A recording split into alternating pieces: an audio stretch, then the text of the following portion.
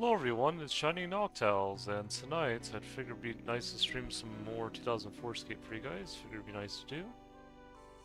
Let me see if I can get everything set up here. Wow.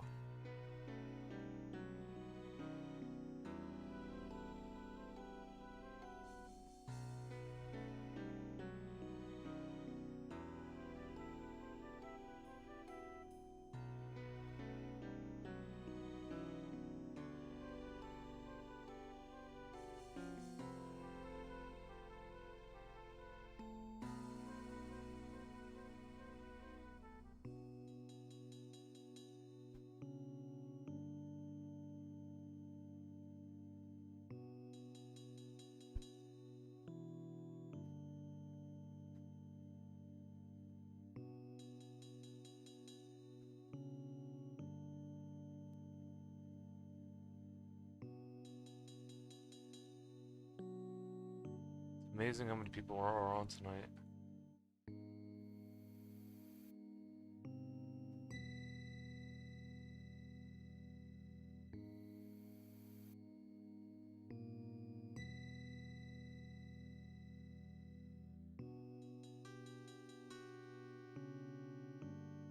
Hey Rune, hope you're doing well tonight. Glad you could join the stream. Figured I'd let you know I was streaming for a wee bit tonight.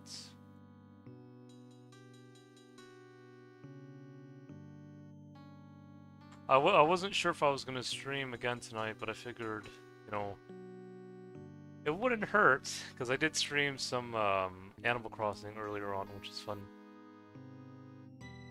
But it's always nice to stream 2004Scape as well for you guys, so... Yeah, it took a while for me to get the kind of I had to get out the old armrest space for my chair because the armrest broke, but the base was still on there, and some of the screws were stripped, and I didn't have I don't own an electric screwdriver, at least, or any power tools, at least not yet. So I had to do it the old-fashioned way. I got a screwdriver, I got a hammer. It took around 30 minutes to get uh, the two screws that were really hard out, or really stripped out. But I got them out. I put on my new armrest, and yeah. And also I got a cover for my chair as well, since kind of been worn out after over 5 years of using it.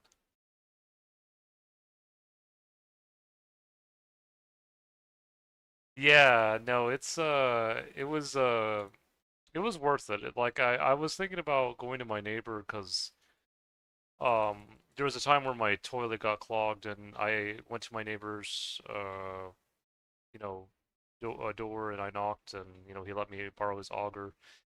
He was very friendly about it, and it was very nice of him to do that for me. And it was one, and I was able to fix the clog in my toilet, and then I bought an auger myself, just next time I didn't have to bother him, and I gave him some tea as kind of a gift, Uh, so like instead of giving him an eye patch like I do in 04Scape, I just gave him some tea, some English breakfast, and he was on his merry way. And yeah, but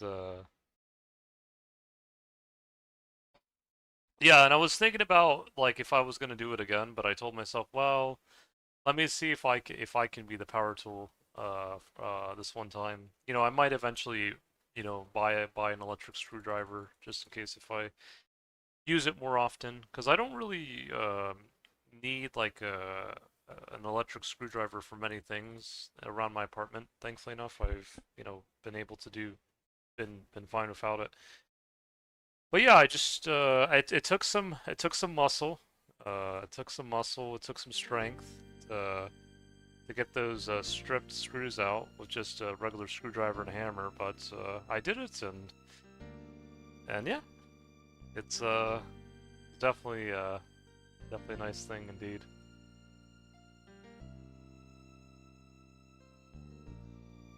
Yeah, for sure. I mean, I'm sure if I went to my neighbor, he would have let me borrow his electric screwdriver, but I don't know. I just felt like tonight I just didn't want to bother him, so that's why I just spent a bit more time. Maybe than I should have, but that's okay. It's okay. I got it done, and that's the important thing.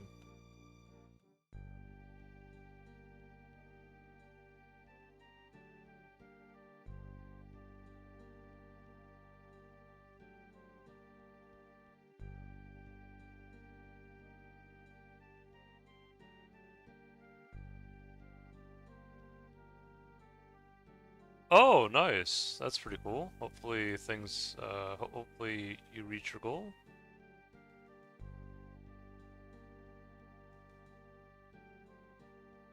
Actually, I think I'm gonna be going grocery shopping tomorrow.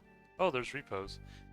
I know someone in the last stream told me there was like I think like a drop party going on tomorrow. We'll see if I make it, but yeah, I think it was Mac Attack actually, or Mac and Cheese that told me about it. So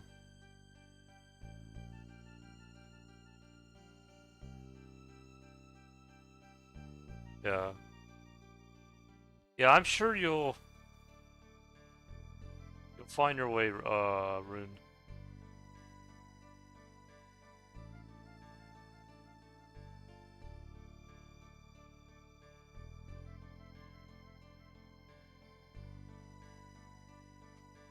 This seat cover is actually nice.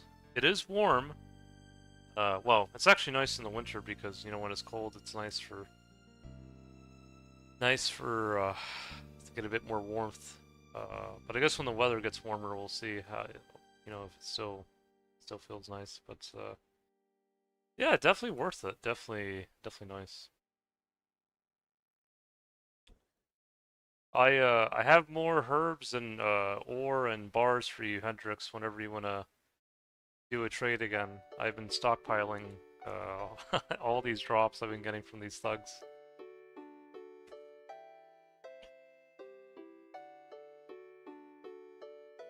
I know Bjorn told me he would also be interested in herbs as well, but since he's not on tonight, you have first dibs, and I can always get more herbs for the future. So it's not like I'll be running out of herbs to sell anytime soon. My gaming room is is small, so it heats up quickly, but a cover would be nice. All right. Yeah, the reason why I got a cover rune is because my like kind of like the base of my chair was starting to like get ripped, or like the kind of upholstery was kind of just getting some tears in it, so that's why I kind of got a cover, just so it could be a bit more comfy. And it is nice. It is nice to sit on. Like, it is very soft. It does feel comfortable. It's just it gets a bit warm, but in the winter, it's not. It's actually not a bad thing because I keep my apartment at around like 67 degrees. I know some people do like over 70, but yeah, 67 has tended to be good for me.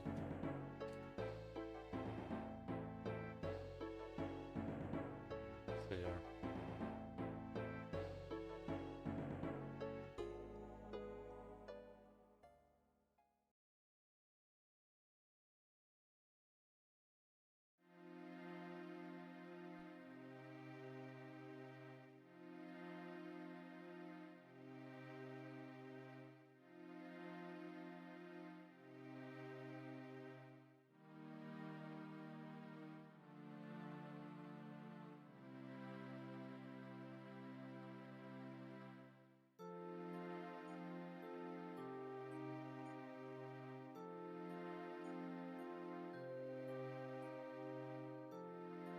6, 7.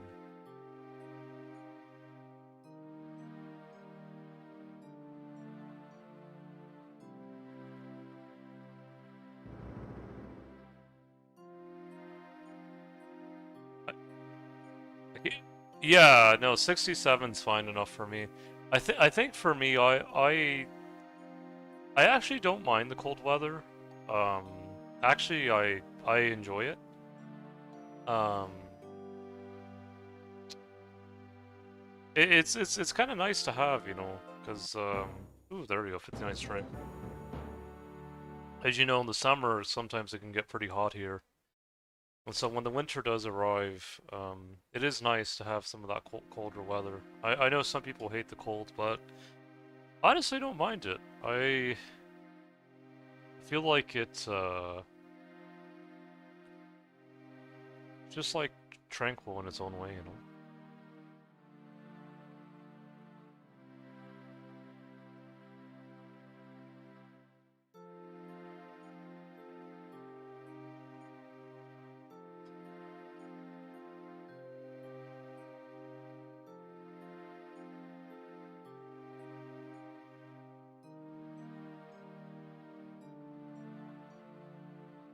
And there's plenty of ways to stay warm, thankfully enough.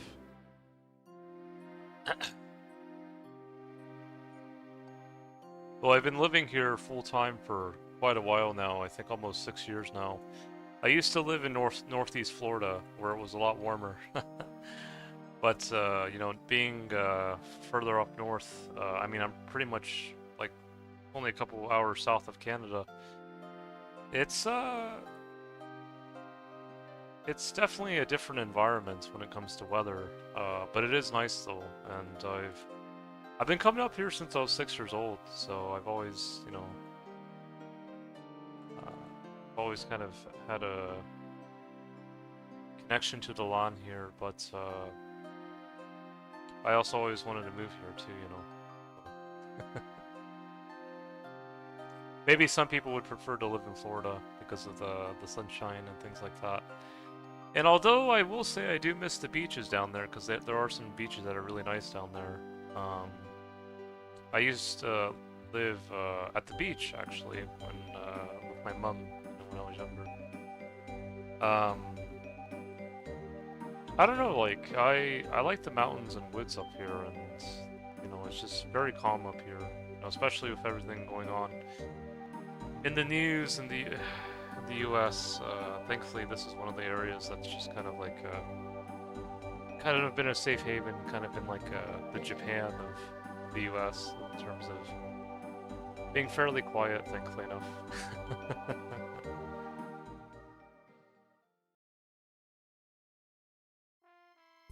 It's negative 27 Celsius with the wind chill here right now in your freedom units. That would be negative 18.4.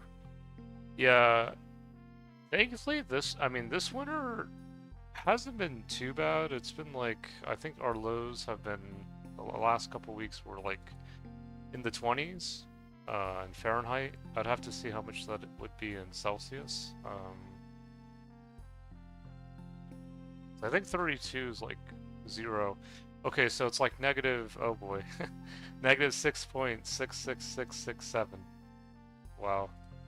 Yeah, so probably a little bit warmer than what you were experiencing, but or probably a fair bit warmer, but still cool, you know. Not overwhelmingly cold. Though I'm not sure exactly where you live though, Rune. I'm not sure if you live in Canada or or well, you probably don't live in the U.S. because you use Celsius, so maybe it's I think Canada uses Celsius, so maybe you could live in Canada or maybe somewhere in Northern Europe.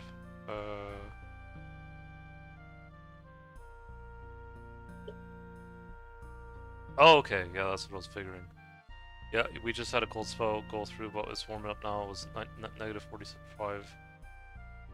Okay, yeah, so I'm thinking you might live in Eastern Canada, or either Eastern or Central Eastern Canada, because I don't think the northwestern part, like British Columbia, gets that cold, or maybe it does, but because I've been to BC before, and I've been to Alberta, I've been to Yukon.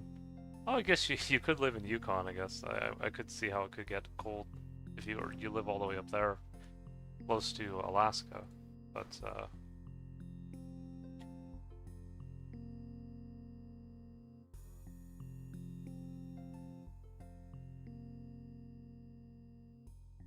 yeah, it's crazy how different the weather can be in the Americas, where it can be very hot or very cold. You know, from Greenland to Patagonia, it's amazing how the temperatures can fluctuate so much.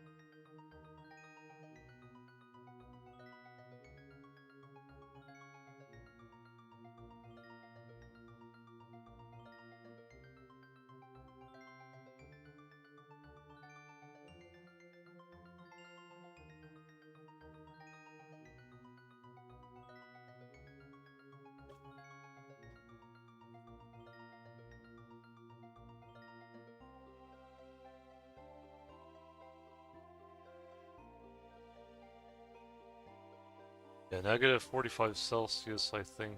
I'd have to check how cold that would be Fahrenheit.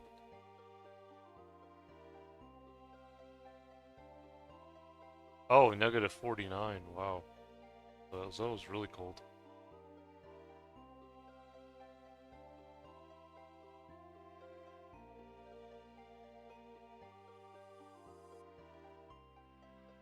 Yeah, I know Canada, I feel like I think Canada at least like I guess unlike the US, you guys probably don't really have a place that's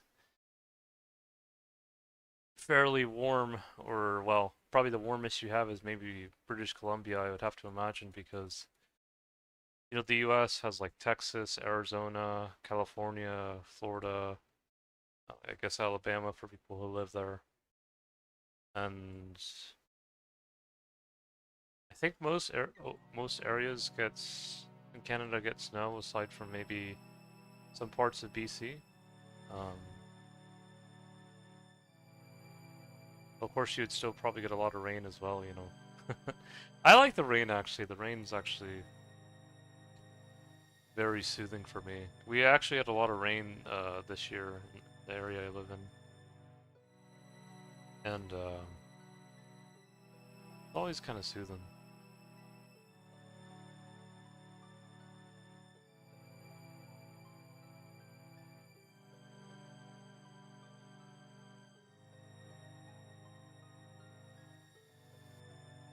Oh, that's interesting.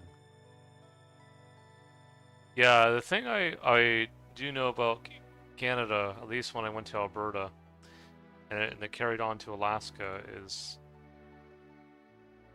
how vicious those horseflies are in the summer.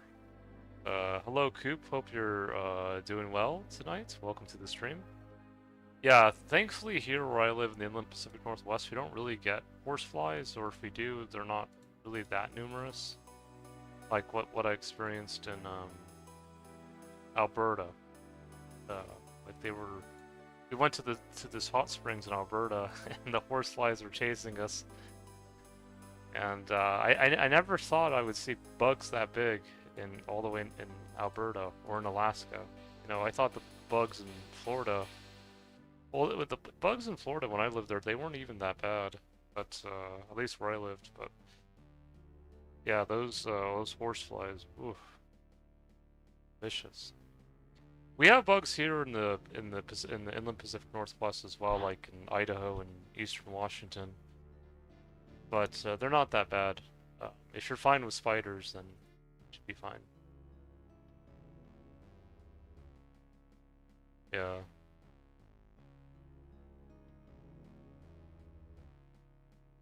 Yeah, I think when I see, I've only really been through Western Canada, so I guess the biggest city I probably went to was maybe Vancouver, I think.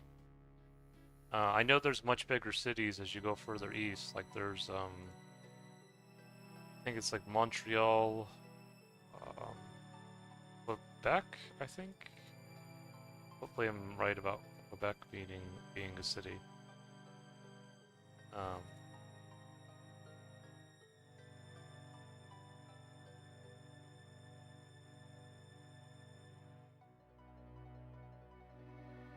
Quebec, yeah, Quebec City, I guess.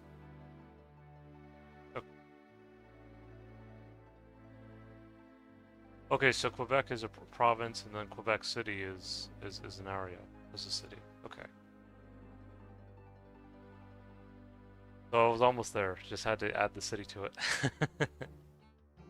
Yeah, I've heard in Eastern Canada, to see like when I went to Western Canada, I didn't really feel like a division between what people see as British Canadians and French Canadians, but what I heard is in the eastern part, it's a little bit different. Um,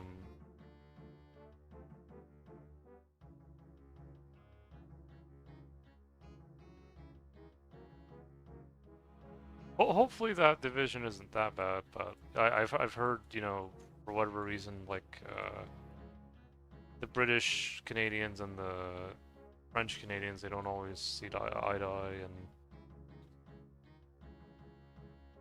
I don't know if that's more so in the east than in the western part of Canada.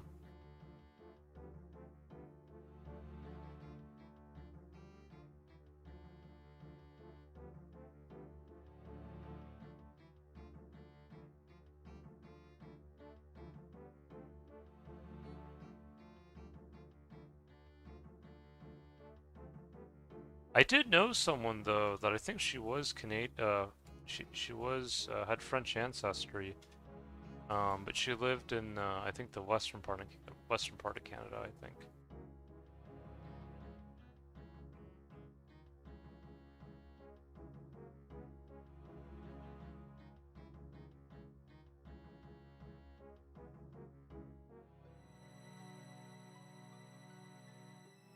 Let's see. Yeah, I think I have some French ancestry from my mom's side because my grandma's last name is her maiden last name is Martel, which was comes from Charles the Hammer, Charles Martel.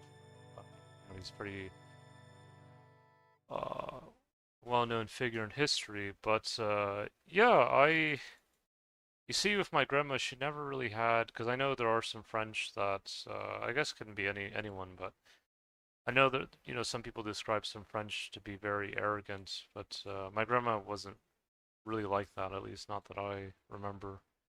She's very regal, like she does have like regal energy to her. Um, but and maybe that's how Martel was, maybe because I read Martel wasn't originally born into royalty. Actually, the aristocracy in France, they wanted to imprison him. And then when the Caliphate wanted to invade France, he was kind of one of the main people to kind of take charge, and he defended, I guess, France at the time.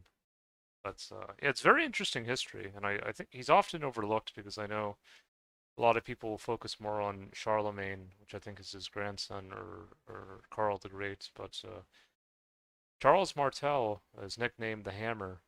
He is he definitely is was an important part of European history for sure.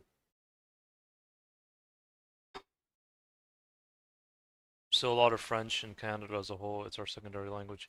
Yeah, I guess it's kind of like in the US how Spanish is kind of like at this point the secondary language, yeah. Um, and I know there are some Mexicans,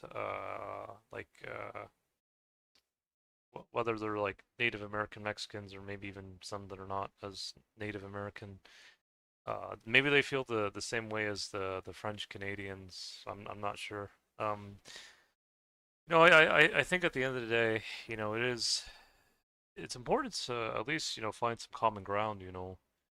And I think when I was talking to my dad's wife, Julie, I told her French to me is like the bridge between Spanish and English. Just because there are some words in French that sound very close to Spanish, like amour and amour, which means love, and then there's some words that are like literally identical to English, just the spelling is different, like blue and blue. And then there are some words that are kind of like in the middle, like the word for clear in Spanish is claro, and then French is clair, then English it's clear. So clair is kind of like in the middle between those two words. Um, but yeah. Um, ours official though. Every product in the stores written in English and French. Yeah.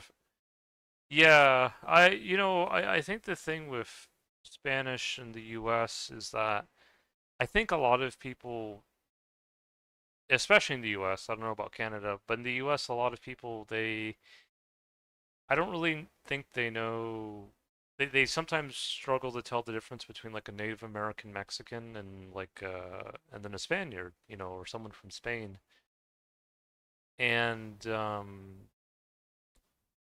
give me a second, Rix. Let me see. I think this should be good. 5, 6. No, I think that's right. Yeah, I trust you, Bjorn. I mean, I trust you, Hendrix. Yeah, Bjorn just logged in. Hope you got some good herbs.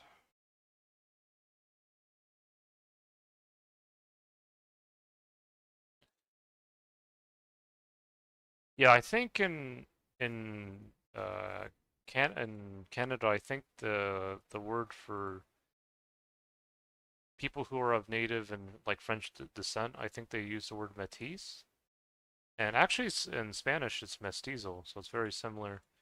But I don't know. I think in the U.S., people just I don't think they really. Maybe in Canada, maybe people kind of have a clear idea of who the French are, but I think in the U.S., people, um, I think they kind of struggle to understand who the Spaniards really are because, well, the thing is too, with Mexico in particular, a lot of the people are predominantly native, like Native American, and but I have noticed even here where I live in the Pacific Northwest, there are a lot of people of native descent. Now they're more than just native. They're in addition to, as like my uncle Cherokee Japanese Herman says, like they can be native, and then they can be English or French or Danish or whatever. And I guess it's kind of like me too, even though I call myself more Japanese because, like, my great grandmother Lita really looked like a Japanese woman. you know, I guess some of the natives do look more like Asian or more like. I guess when I say Asian, it's like some of the Japanese have more of the epicanthic fold. I mean, I know some don't, because like there's like the indigenous Japanese and then the Yayoi who came later, from, like Korea, Northeast Asia, Siberia. I think some even came from China, but yeah, like it's just kind of interesting, like how it all kind of comes together. If that makes any sense. Hey Bjorn, Matisse is someone who's native. Yeah, no, there's like a lot of people here, a lot more than I thought, who who have native ancestry here, who are mixed. And I wouldn't even know until they tell me. It's like yeah, I'm part Blackfoot, or I'm part Inca from Chile, or I'm part Apache. where I'm part, and they're not even only just French. Like there's like English, there's like Eastern European, there's Danish. It's really interesting stuff, um, and I think it helps heal the people. You know, here. You know, when I when they share their story with me. You know.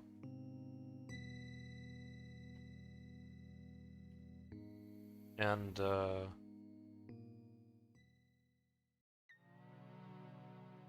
I feel like, at least where I live, it seems to be more integrated. Like, it seems to be like it's kind of, even though like people don't always publicly, share it with everyone, it seems to be kind of the norm that there are a fair amount of people who have native ancestry here who have kind of just integrated into the community here. And yeah, it's just nice to hear their stories, you know.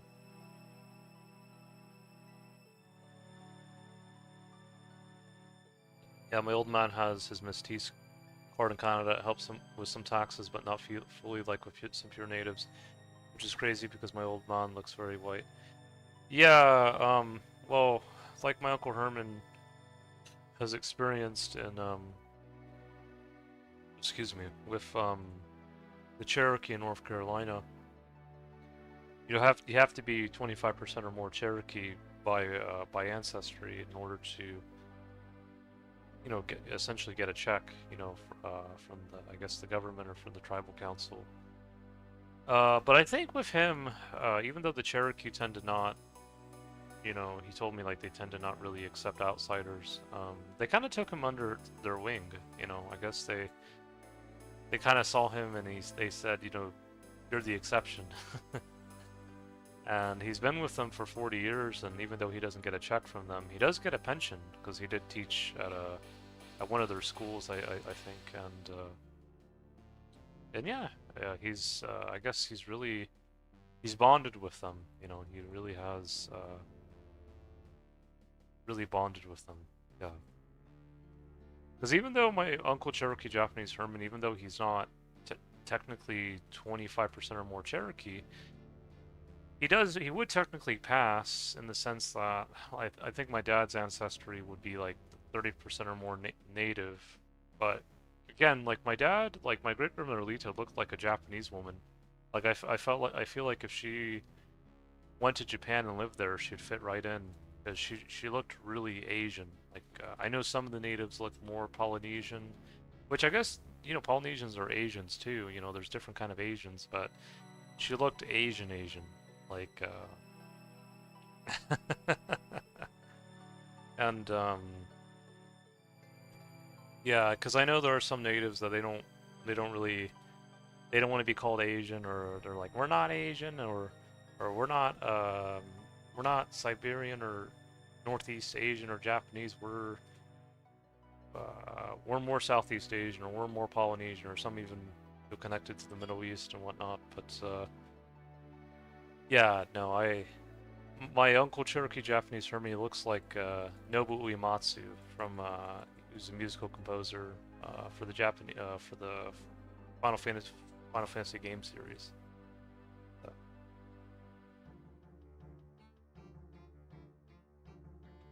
I always kind of laugh because when I look at people, when I see people in Japan, they remind me so much of my dad's side of the family. Like I can see people there and say, "Hey, this reminds me of my uncle," or "Hey, this reminds me of my aunt a little bit," or "This reminds me," or "He reminds me of my dad," or "She reminds me of my dad." And yeah, I have always kind of felt a connection with Japan in that way. That it's just um, it just kind of feels like a second home in that way. I have to get into the Final Fantasy games again. Yeah, no, they're really fun. Um, you know, I feel like that it's kind of, I don't want to say like it's a shame that some natives don't connect as much with the Asians, but because like I feel like a lot of Asians, or there are some Asians that really want to connect with the native people. They really, or I guess the Native Americans, like they really want to be open and say, hey, like we're brethren or we have shared ancestry. Um, but and I think when I've talked to the Japanese and I've shared kind of my story, like of my ancestry, they seem to be pretty open about it. Um, they kind of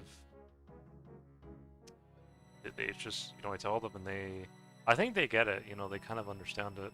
I think the people who probably it might take them a bit more time for them to be open about it. I think is some of the natives themselves because some of them they really I don't know why some of them really don't connect with the Asians as much or they don't want to connect with the Asians, but I don't know. I feel like it's been a gift to have that connection with Japan or have that connection with East Asia or just kind of like that additional part of me, that's it doesn't take away, it only adds. Like it's like my Uncle Herman says, in addition to. So that's how I kind of look at it. But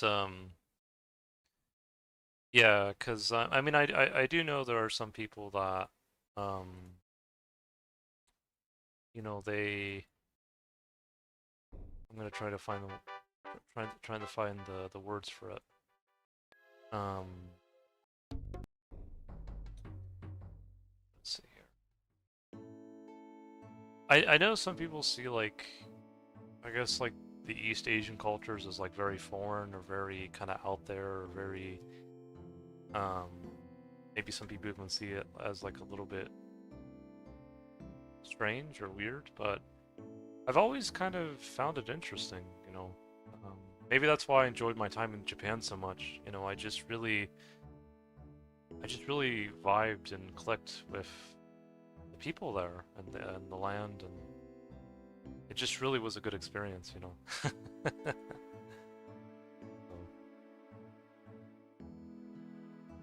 Yeah, but again, like there are some natives that if they don't feel connected as much with Japan, some really feel connected to Hawaii, and that's not bad either. Because I know there's like a ton of Asians who live in Hawaii as well. Like there's like a ton of Japanese. There's like a ton of I think there's like Koreans and Vietnamese and Filipinos and Chinese and I guess the Asians went everywhere. They uh, they went to the far north and they went to the far south, and it's yeah, I just think that I'm gonna try to see how I can break it down.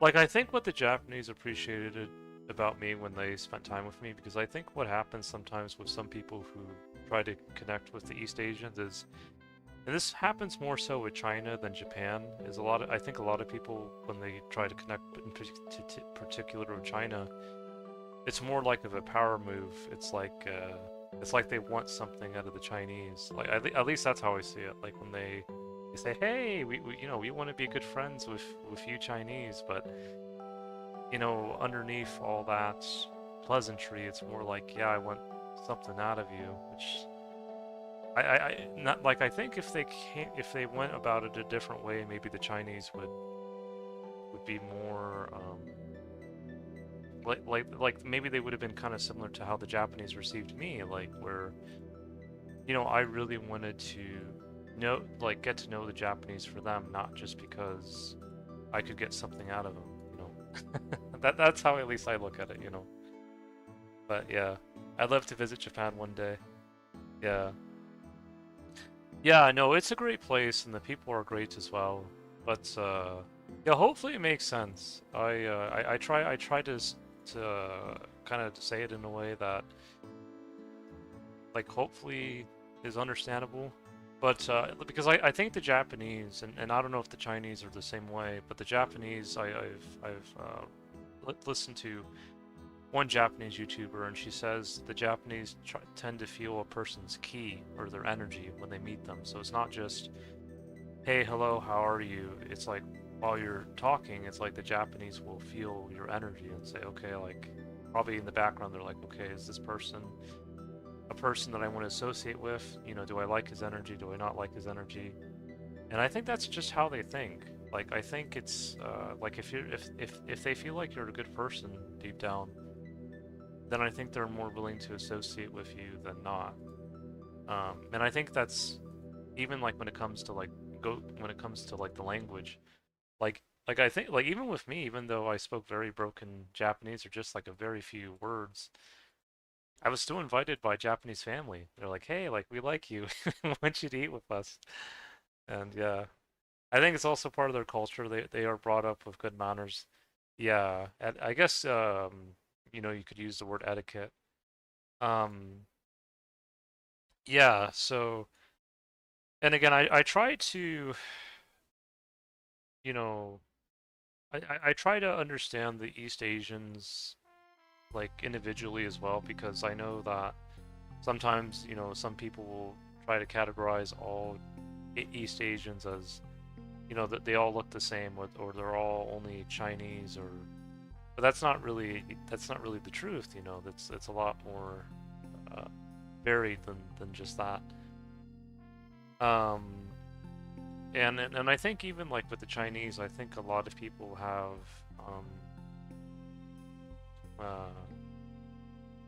have what do you call it? Not stereotypes, but like I think like the Chinese I've met, even though I haven't, you know, even though I don't, well, I'm gonna try to see how I can explain it.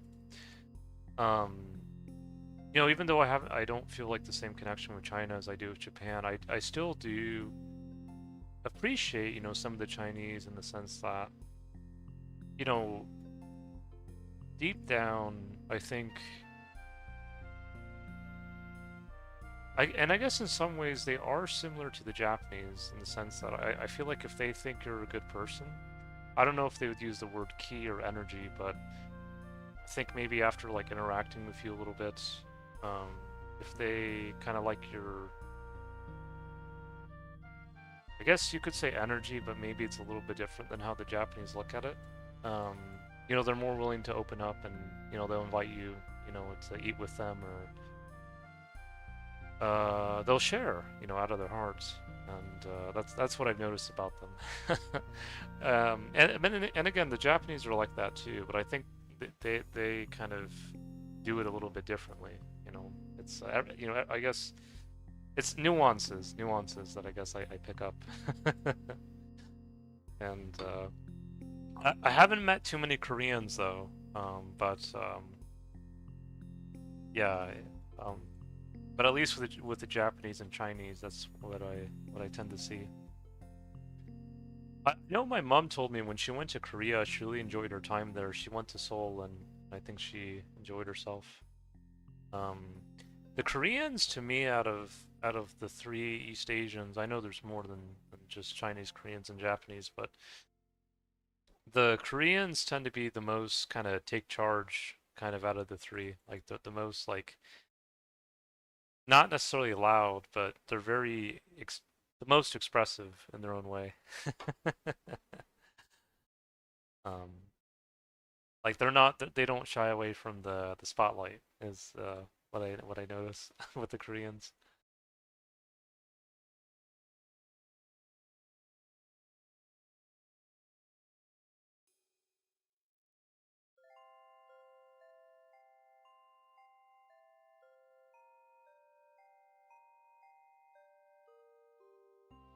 But yeah, like I feel like with them, um, maybe the Koreans would be the same way too. Like I think if they, I think the thing with Koreans is that because I had a friend named Jess that, you know, even though she saw herself as a medieval Japanese woman, you know, because she was you know, even though she was, you know, part Native American like Simishin from the Pacific Northwest, like from British Columbia, Alaska. I feel like she did have some attributes that I feel like would be kind of connected to the Koreans. I feel like the Koreans, they maybe out of the three, they can be more. I don't want to say like emotional, but like they can be very intense at times, or like very much like um I'm gonna try to see if I can break it down. Like I feel like if you wrong a Korean, it's like you might want to run for the hills because it can be pretty bad, you know. But yeah. But no, but the flip side to that is if a Korean really loves you, like they will go like beyond death and back for you. I guess the Japanese will do that too in their own way as well. But I guess the Koreans are maybe just a little bit more, I guess, passionate about it. Um, and yeah, like but they can also be very real as well. Maybe not always, but I feel like, you know, when you do open them up, like they can be very real. I think maybe that's the best way I can describe it.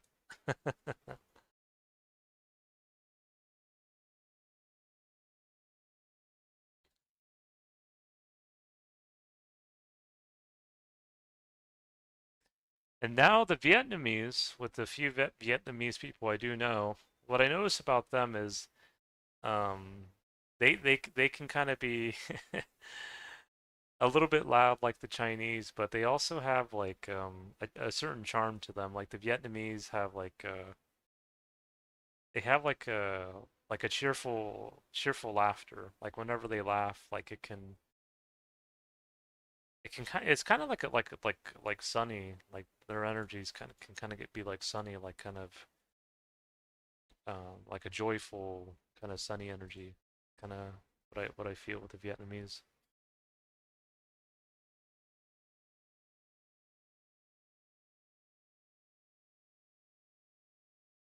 Maybe passion isn't the right word because I think that can be said about the Japanese too. More expressive.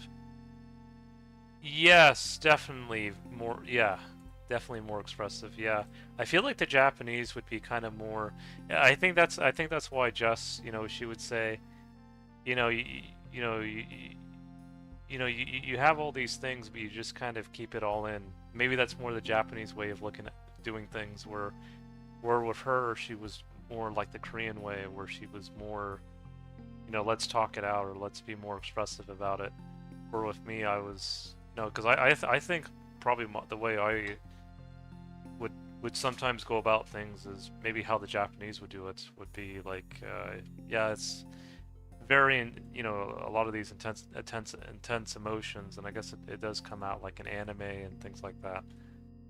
But at the same time, you know, you kind of keep it in, and that's why I've tried to get better at that because I know sometimes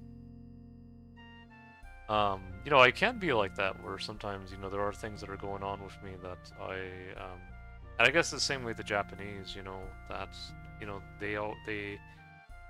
you know, they're thinking about it, they're, you know, it's in their hearts or in their mind, but sometimes they don't always share it, you know, and she just try to help me be better with that, you know. I think that's why I like doing these streams too, because, you know, it also gives me an opportunity to I guess talk, you know, while I'm streaming. Um, and yeah, so like that's why, because like when I look at my DNA, when it comes to East Asians, I think the closest East Asian I'm genetically related to out of Koreans, Japanese, and Chinese is Japanese, and then Korean is very close though.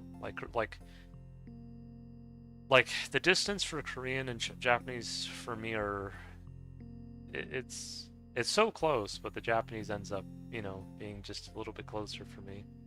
And then Chinese is a little bit further away, but yeah, it's just one of those things where um she definitely, even though she called herself medieval Japanese, like I feel like she could definitely fit in Korea because of just like the way she would express herself, you know. But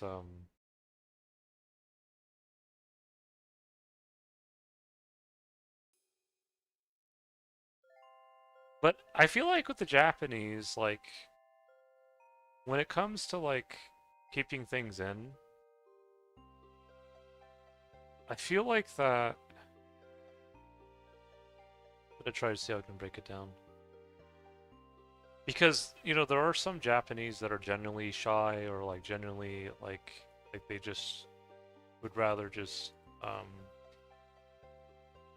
uh rather, either they'd rather, keep it in, or they don't know how to share what they're feeling, versus like those who kind of put on a fake show, like, oh yeah, I'm so shy, oh yeah, I don't want I don't want to share, and then like they get this like the mask comes off, and then it's like that's not really how they feel. And to me that's more like I don't want to say anything negative about the Chinese or the Han people, but I almost feel like that's where it's like the if some of the Japanese have like more of that some Han or Chinese ancestry, like it's like they put the Japanese shyness or keeping things in as like a front, and then like in the background they're like they have that Chinese like way of thinking of keep your friends close, keep your enemies close and your friends closer or whatever. And I never really kind of like that kind of thinking, it's just not genuine to me. But yeah, how did you check your DNA and see what your ancestry is? So what I did is, for my first DNA test, I kind of put like my DNA results in like different calculators, and it just kind of like told me, what were some ethnic groups I was genetically closest to, and it would say like I'm around like over like 80% European, so most of my ancestry is European. Um, and then like Celtic, Norse, Greek, you name it, Germanic, all that kind of mixed in. So it seems like my European ancestry is predominantly Celtic, though, either from the continent or from the Isles. And then like I have a bit of that Norse or Greek, kind of like that North and South European ancestry, the far north and the far south. Uh, it's kind of cool actually. It's kind of like I'm like between Zeus and Odin.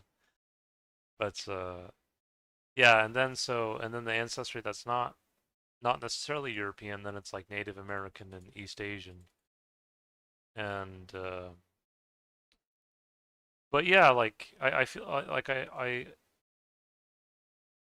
because like aside from like Japanese, Koreans, and Chinese, because I know there are some natives that are genetically closer to Austronesians and Melanesians and all that. I think for me, I was all close to also like Siberians, and then Manchurians, Mongolians, not necessarily just Mongols, but also Mongolians, because I tried to tell, because I know a lot of people like to, I don't know why they have this obsession of praising Genghis Khan, but I tried to tell them, before the Mongols were in Mongolia, there were people already there. Um, one of them would have been the Ruron people, who were probably uh, contributed to the samurai, they're kind of like these wanderers, these wandering nomadic people that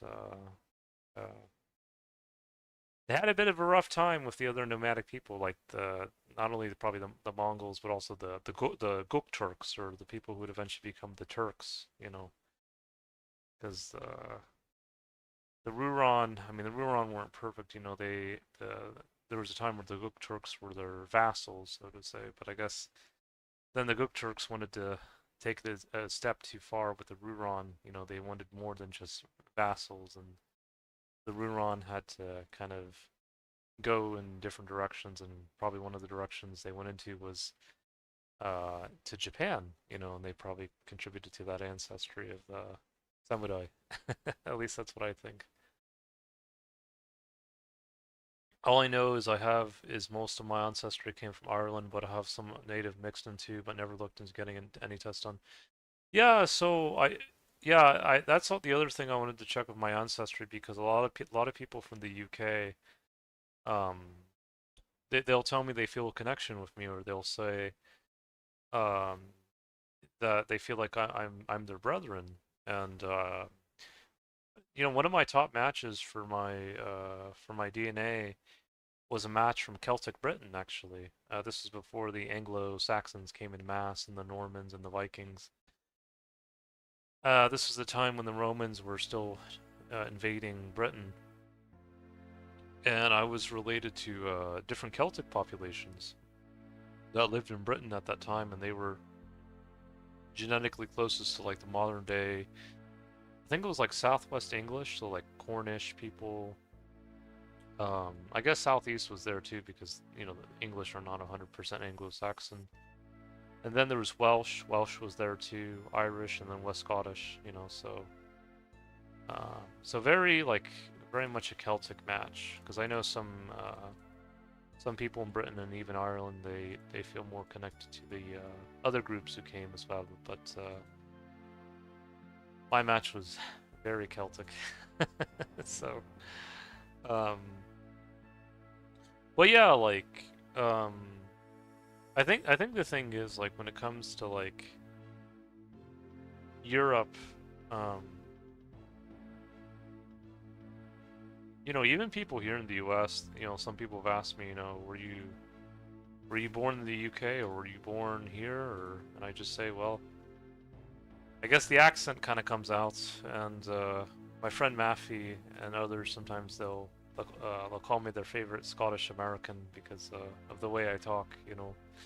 And so I wanted to see in my DNA test if I have more Scottish or Irish or English or Welsh in my DNA because there was a time where I felt like I felt more of a connection to Ireland. Then I had my mom had a Scottish Australian friend, and she said, I'm your auntie. We're connected. And I said, really? And she said, yeah, like, we're connected. And she felt that connection with me. And there was a reason why. And now I understand it better, when I look at my ancestry, that's that I do have that Celtic ancestry, from both the Isles and from and also from mainland Europe, because the Celts also inhabited France, which used to be called Gaul, Spain, Portugal, Switzerland, Belgium, northern Italy, and I think even parts of Germany. I think more so the southern parts, but yeah, and I guess parts of the Netherlands too. Yeah, they were all over, and I have been to Europe before. I have been to Italy, and I've been to England, to London. I did have a good time when I went there.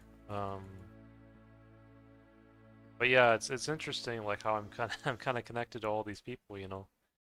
And it's actually a good thing. I think it's been, I think, healing, for people who have met me, to because I know there are some people who just want to be 100% one thing, especially, in parts of Ireland, there are some people who still want to be only 100% Irish, but then, you can help them understand, you can still be Celtic and you don't just have to be only 100% Irish, or I guess if you feel more connected with Vikings, don't just have to be 100% Irish to be a Viking. And the Vikings came from Scandinavia anyway, so so you technically have to be more than just Irish to to be part Viking, I guess. Which is a good thing. It's like my dad says, you don't want to be inbred. Um, my dad's name is Siggy, and that goes back to the Norse sagas, and probably Hendrix knows it pretty well, the Volsunga saga. But yeah, I guess the Vikings were one group that they said, "Yep, we need a little bit more diversity in our ancestry." So I guess we'll go raiding.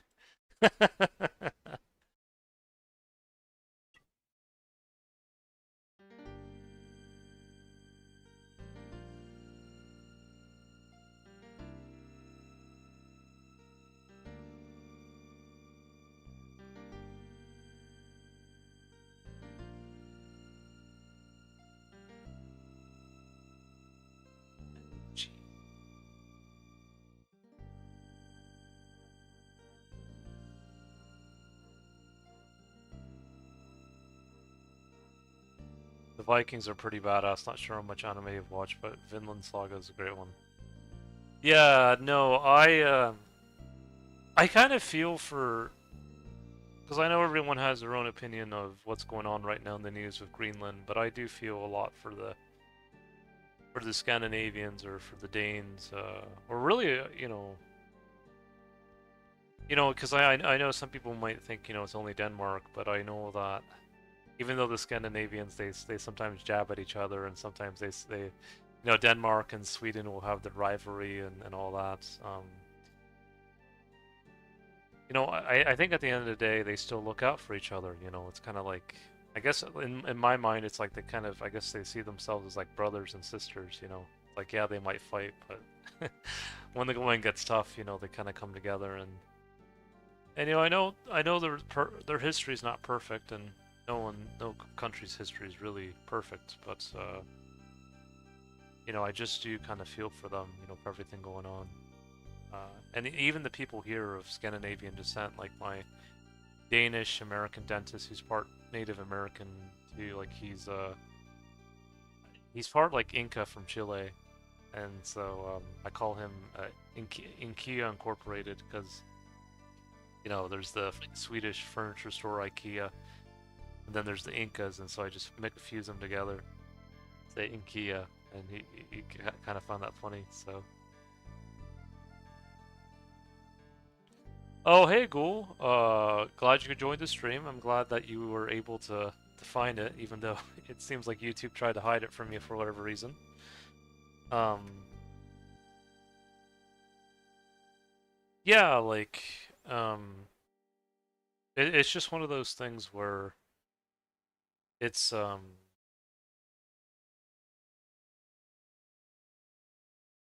it's one of those things where, um, I feel like he just appreciated that he could be seen, because a lot of people here in the US don't really say they're like a Danish American or Swedish American or Norwegian American.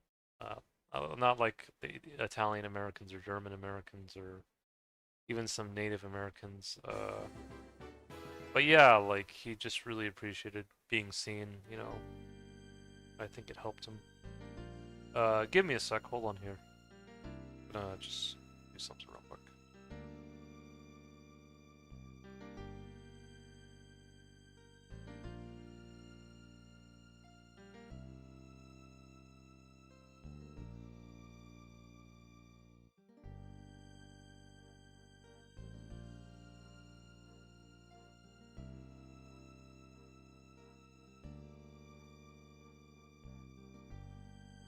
Alright guys, I'm back.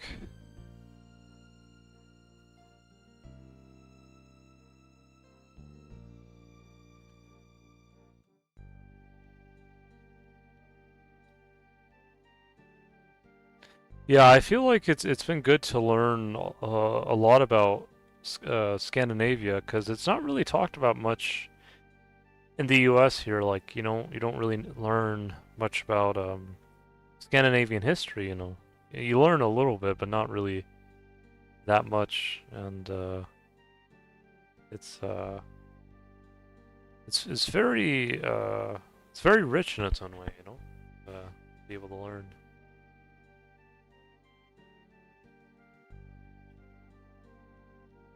Yeah.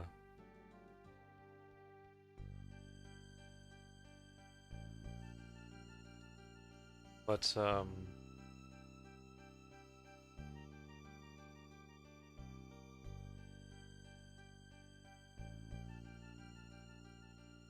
yeah, it's I'm gonna try to see how I can break it down. Yeah, like I think the thing is here, the U.S. Maybe you'd have to think there are quite a few amount of people here that do have Scandinavian ancestry, but I guess maybe they don't really connect with it, or maybe they just, I don't know.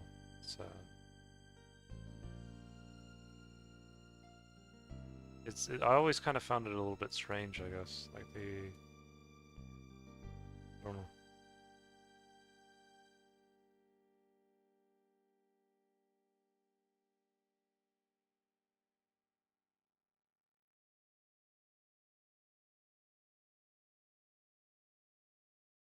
I feel like the thing is a lot of people in the US are quick to either connect with Germany or Italy, which nothing wrong with that. But I feel like, especially when you go into like the Germanic countries or Nordic countries, there's more than just Germany, even though I have my uncle, his name is German, at least with him, like he understands that, he understands that one of his favorite sayings is not everyone wears a red shirt, or not everyone wears the same colored shirt or the same shade or whatnot. And I think that's kind of the problem that a lot of people have of, I guess, their perception of Germanic or Scandinavian countries, that I think they think that everyone, dresses the same or looks the same, or um, I don't know. It's Are you Scandinavian?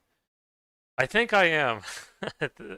No, I mean, I think it is part of my ancestry. I'm not saying like I'm 100% Norwegian, like maybe like Hendrix, or I don't know if he's 100% Norwegian. But my dad, I looked at his DNA, and a lot of his Germanic or Scandinavian matches were either from Denmark or from Vikings or Norway.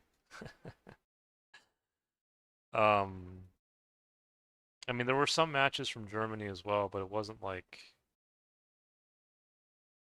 it wasn't like overwhelming. I guess overwhelmingly that, I guess. Like it was more. It seemed like it was more shifted towards Scandinavia, like as far as the Germanic ancestry. Yes, no, I live in America. Yes, HTD. Yes. No, I don't live in Norway like Hendrix. I'd like to visit one day, but no, I don't. I don't live in Scandinavia. Um, it's just like um, I don't know what it is. I think that people they I'm gonna try to see if I can break it down.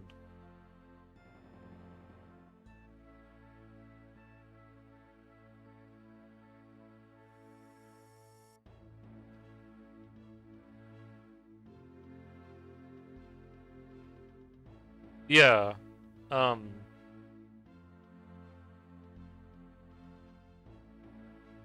I think the thing with Scandinavia, I think it's just very underrepresented in the U.S. I think, and I guess Welsh is too. There's not, a lot of people talk about Irish and Scottish to an extent, but never really hear so much about the Welsh. It's just maybe that's just what it is. It's underrepresented, or it feels underrepresented, you know. Um, and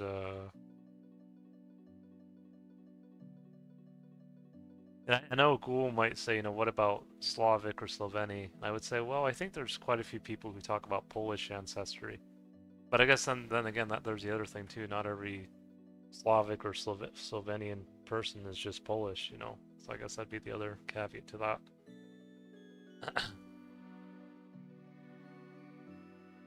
U.S. independence probably played a big role in American identity. Yeah, like that's the thing. Like, there are some ethnicities that people will say they are. They'll say I'm German American, or I'm Italian American, or there's Mexican American or Native American, which is that kind of intersects. But you know, I do feel like there are some groups that are just kind of a little bit left out for whatever reason. That they just I don't know why that is. I don't know if it's because there's just not enough people of that ethnicity, or if it's not just maybe they're just not as loud about it. I don't know. Lots of people in the state are French or British. In Australia, we are still a colony, Commonwealth, and some people still celebrate the royal family, but we acknowledge their heritage. I feel like in the U.S., not many people talk about French. Like, not many people say that they're a French American. I've never really heard that. I mean, like my grandma, she'll say that she has ancestry from France, but there's not many people who will say, yeah, I'm a French American. Like I've never really heard that. Um, I don't know why. It just doesn't really come up that much. Maybe it's because of the region I live in. It's always either Italian or German, and then I guess Mexican, Native American. Those are like the main ones. Um, yeah, like I feel like the Germans or some Germans that feel very German will tell you they're German, or Italians that feel very Italian will tell you they're Italian, or some Irish who feel very Irish will tell you they're Irish. But again, I don't. I just have never really heard that many people say I'm a French American. Um, yeah, I will. I'm Moroccan, not American, but I live here. I'm proud of my heritage, even though I was born here. Yeah. Um.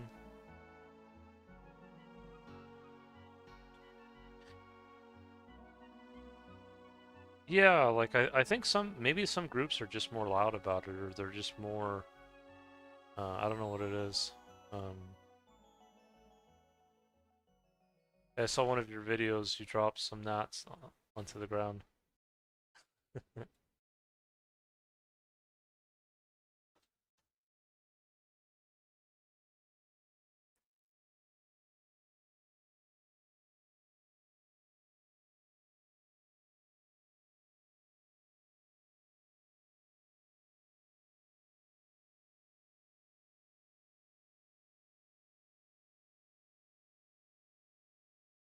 French more to the north in Canada, Louisiana, Minnesota, all that. Yeah, I know. I do have a friend that is, part Irish and part French, and I think she connected more with maybe Irish than French. Well, I think she connected with both because like on her arm she did have a more written on her arm, which means love in French. And she actually reminded me a bit of my grandma. She actually also got me ice cream for my birthday a while back, which was nice of her. It's really good ice cream too. But yeah, parlez-vous français, or maybe you're saying it differently. Yeah. Yeah, I know that's what my grandma told me when I was asking her about some of the French ancestry I had. She said parlez-vous français. I've been trying to learn a little bit more French because I feel like it's actually helped me learn a little bit more English, surprisingly as well. Or just like, where certain English words come from, because I didn't realize, chateau was like a French was based off of a French word, or even or the way you pronounce chateau, E-A-U, is like an O sound, because I never really understood, why chateau was written that way in English, but was pronounced that way.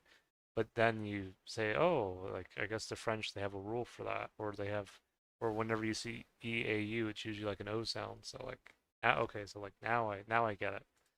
But I had to kind of learn a bit of French to kind of get the understanding of why it's pronounced that way in English. Wait, yeah, it is Louisiana Purchase, yeah. Yeah, like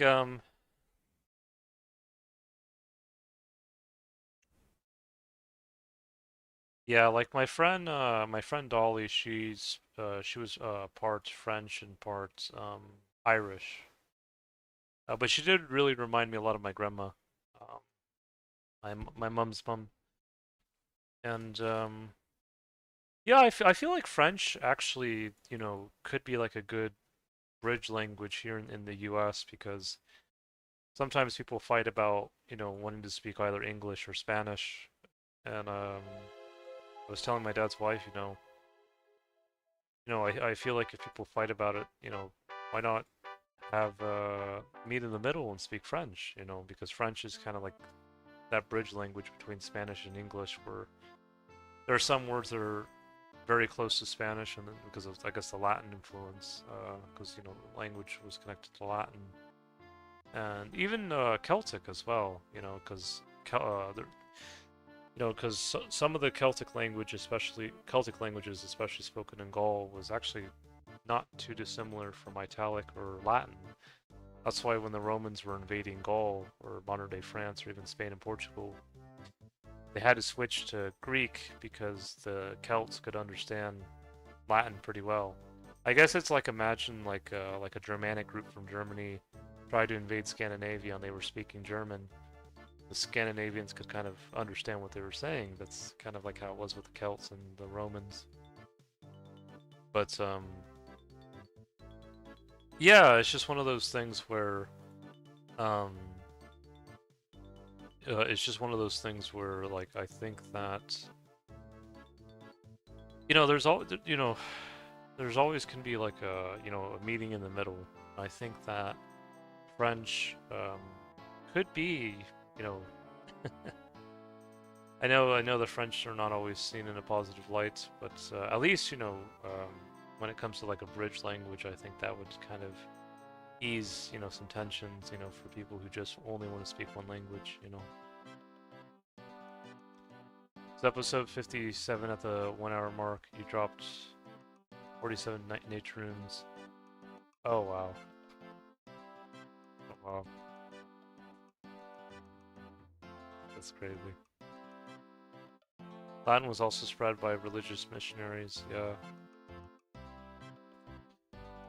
Yeah, the thing with French is the reason why out of all the languages kind of that are more Latin based, like why it's kind of further away from Latin than Spanish, Portuguese, and Italian is because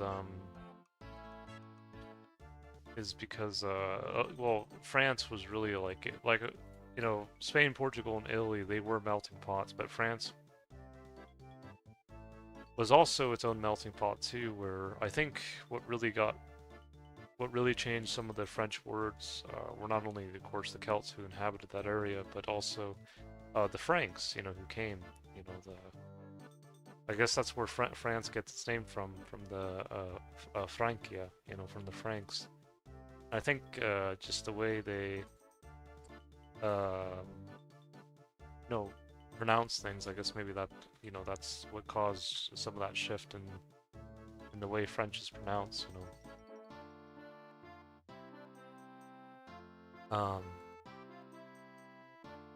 but yeah, it's I'm gonna try to see how I can say it. Um,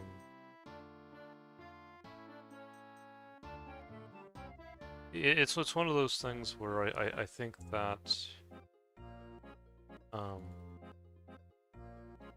well, the other thing too, like when it comes to Spanish and English in the U.S., I think it's more than just I'll try to see if I can break it down. It's more than like let's just say like it's like I guess it's like a little bit different than like Canada where it's like the French and the British fighting each other. I think when it comes to like Spanish and English in the US, like a lot of the people who speak Spanish are not even, well, some of them are mainly Native American, just from Mexico. And so it's more than just, there's an argument between like a Spaniard from Europe who settled in the Americas and then, an Englishman who settled in the US. It's more so like a Native American who speaks Spanish that really um, they kind of struggle how do I say it? It's like they kind of struggle bridging that gap of not only the languages but I guess even themselves.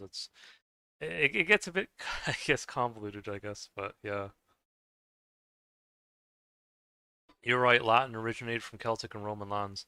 Yeah, the problem is some people in the US think that I don't know if they think the same thing in Canada. Probably not because they have French there, or maybe it's more of a noticeable French presence. But in the U.S., a lot of people think that Spain or that Spanish originated in Mexico, which is not true because it's like saying English or French originated in the Americas, and that's also not true as well. And also Portuguese. And so the problem is people they start to struggle differentiating between people who speak a language and then their ancestry. It's like imagine if everyone thought, that oh, if you're English because or you're English because you speak English, to like a black African American, it'd kind of be a little bit confusing, or like it would. Yeah, I think people they really because the thing with the Spanish, when they went to the Americas, um, and probably some people don't know this history, but when they were settling those areas, Queen Isabel of Spain, of Aragon, or Aragon, told the Spaniards who were settling those areas to treat the natives, with as kind of citizens essentially of at the time of the Spanish Empire. So instead of seeing them more in a, I guess, servile way, if you want to say it like that, um, or I guess it would still be you know they would still be subjects of I guess at the time of the Spanish Empire. It was more of a kind of like of a trying to give them equal rights, so to say. Like I guess it's maybe like maybe there's like a saying in French, about liberty and kind of for everyone. I guess that's kind of the mentality they had when they were settling those parts of the Americas. And uh, English is Swedish, Russian, Irish, French, German, so much. Also, Germanic language, fundamentally. Libertas, yeah. Um, yeah, and I think the thing is that, I guess kind of what happened in Mexico and south of there is, you know, you had the Spaniards mixing with the natives, kind of like how the French did with the natives in Canada, but maybe it was multiplied because maybe even though some French maybe did mix with some of the natives, maybe um, I don't know, maybe there were more Spaniards that mixed with the natives. I'm not sure. I mean, I'm sure they all had their own they all had their own mixes, but yeah, like I think that um, they kind of integrated with each other, and that was the same with I guess the French with the natives. But I think the problem that starts happening is that I think people then kind of they associate um, they associate like if you speak a certain language then that's your ethnicity. Uh, but that's not always the case because people can speak English and they can be of many different ethnicities, so it's really no different from like Spanish or French if you speak those languages, or even Japanese, with more people now mixing with the Japanese. And uh, so yeah, I think it's just mainly in the U.S. that people uh, they just really um, maybe because they just don't know enough Spaniards, to really tell the difference, and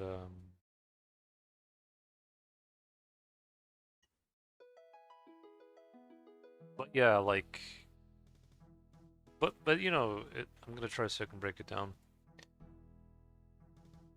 I will say though, At the end of the day, it's like anywhere else, a lot of people here where I live, they themselves are part Métis, Métis or Mestizo or whatever.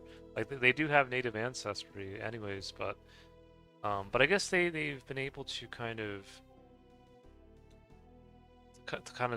understand, that hey, that I do have this native ancestry, but I also have all these other things that are part of me too. Or it's like my uncle Cherokee Japanese Herman says, in addition to, like he'll say like the Cherokee, they are native, but they also mixed with like Scottish and English and Irish and all that. And I think that's just part of it too. Is just really kind of understanding, um, what's your, do your, or I'm trying to get the words out. Do you know yourself? Do you really know who you are? I think that's the way to say it. It's like there was like I watched a video of a Navajo elder from the Southwest. They also call themselves Dene. They were interviewing or they were talking to like a Mexican who was predominantly Native American, and the Mexican was asking, am I Spanish ethnically because I have a Spanish last name? And I think the guy was probably like 100% Native or whatever. And the Navajo elder said, "No, like you're Native American, just like we are, just like." And the thing is, even with the natives, some of them are genetically different. I didn't realize how genetically different some natives could be from each other. I thought they clustered closer, like how Chinese, Koreans, and Japanese do. But there are some natives, like from Puerto Rico, that can be as genetically diverse, as genetically distinct to a native from Greenland as an Englishman is to a Chinese man. And I was shocked. I didn't realize how vast the differences would be. We definitely don't know who we are. Yeah. Um. Yeah, like the natives. There's like there's different kinds of natives. Like you have the Arctic natives, which are um, natives that came a little bit later on, with more recent ancestry from East Asia, Siberia. I actually had a match from Greenland from 4,000 years ago. It was even before the Inuit settled there. They were the Paleo Eskimos, and I had I had a kind of a sample match from there, but not a deep dive, but like just like a sample match. And then you have like the North Amerindians who are like related to like the Diné people or Athabascans, like, or also like Tlingit from Pacific Northwest, Navajo, Apache. Then you have the Mesoamerican natives, which are like Mayans and Pima, and it seems like they were genetically related to some of the earlier natives who came, and then you have like South Amerindians, which some might have some Austronesian ancestry or things like that, and some of them might have even come earlier. So it's really interesting just to see how distinct some of them can be, like some of the natives. I guess it's like how distinct people can be in Europe or like in Asia. Um, it's like the distinction between like a Hawaiian and like a Siberian. I guess that's the best way I can describe the distinction of some of the natives. And even some of the Japanese, like there are some Japanese who do look more Polynesian or Southeast Asian, and then there are some that look more Siberian or Northeast Asian. Um, and yeah, it's just interesting how distinct they can be. Um, but yeah, I think that's just the thing. I think when people really get to understand their ancestry, understand where they come from, because there are some people in the U.S. who they think English originated in America, that it didn't come from Britain. I'm serious, by the way. Some people do think like that, and but then there are some people who also believe the Earth is flat, and so uh, yeah, it's I try to be a good example of the people in the U.S. because I know some people like to they try to put us in the box and think we're all dumb and we all, we all you know think that yeah, I don't know.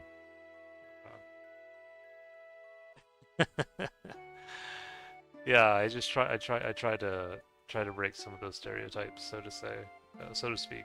But isn't there a flat? Yeah. Um, and you know, it's always the U.S. It's not Mexico. It's not Canada. It's not Argentina. It's not any other place other than the U.S. that these things tend to happen, where it's like or these stereotypes, I guess. Yeah. There we go. 24 Hertler. Galenor's flat. Yeah. But you know Bjorn from Norway. You know, at least to give credit where credit is due, he said, I try not to. I also try to, break the stereotype of, Americans, or the stereotype of Americans being all dumb and things like that, or not well educated. Um, yeah, actually, give me a sec. I'm gonna do something real quick. Give me a moment.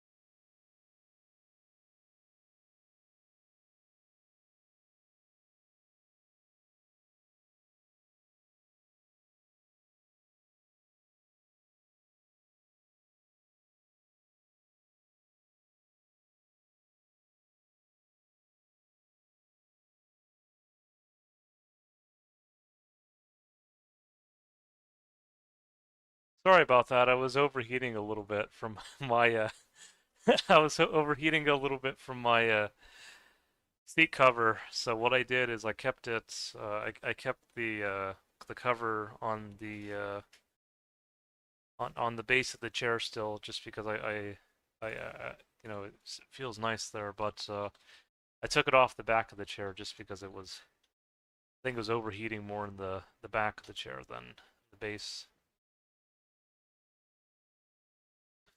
which can happen.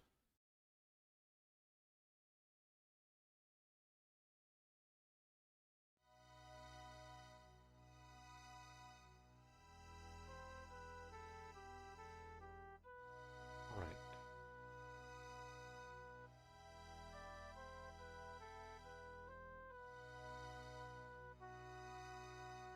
I'll let it slide this time. Don't let it happen again.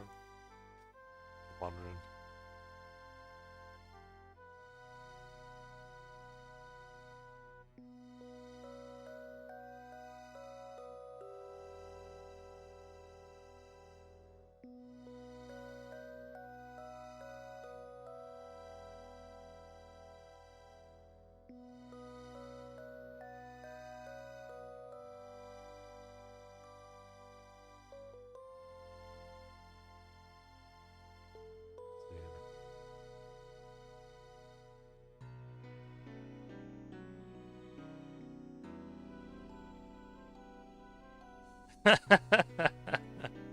You know, it probably doesn't help, you know, with people from outside the U.S., you know, with their idea of how smart we are when we have when one of our officials, you know, thinks Greenland is Iceland.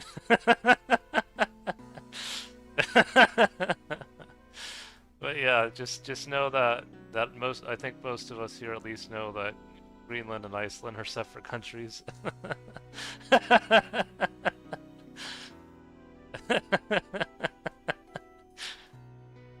No, I don't want you guys all to think, oh yeah, you know, most of the people here are just, yeah, they think Greenland and Iceland are the same thing. I mean, I guess they both get snow and ice, you know, but no, they're definitely different.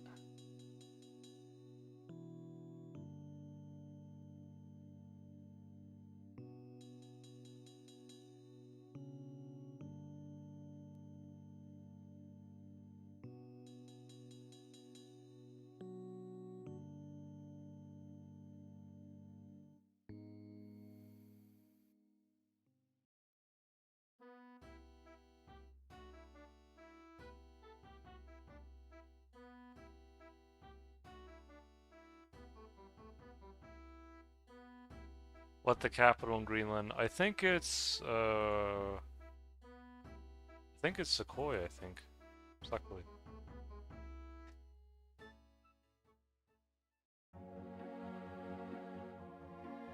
Oh no, Nuuk. Okay. Oh, so yeah, it's Nook.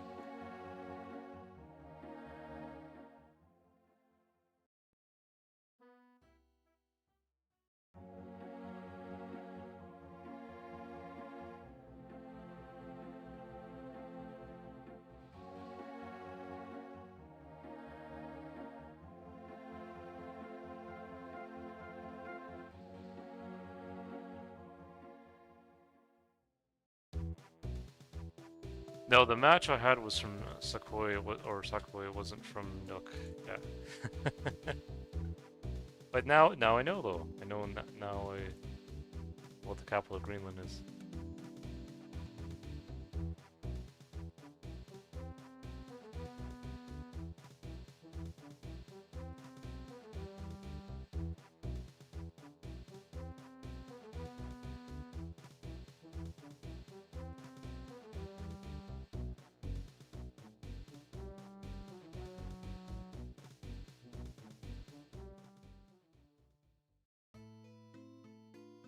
Did you get a world map on my wall again? I used to know that.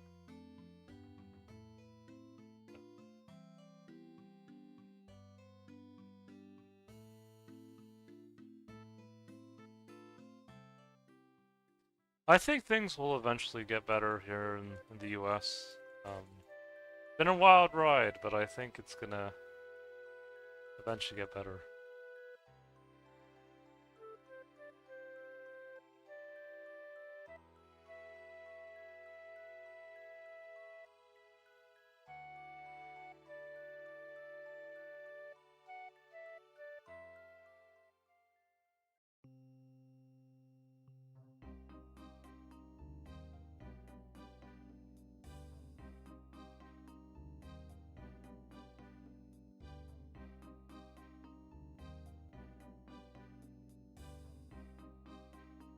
Oh, there's a lot of people cutting wood tonight.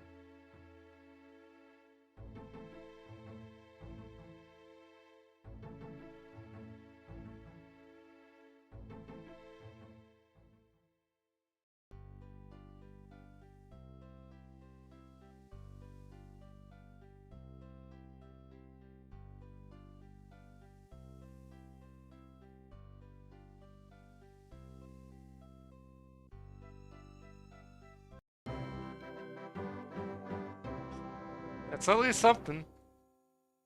Alright, I'll be back, guys. I'm just gonna use the restroom real quick. Hello, po' boy. I'll be back. Give me a sec.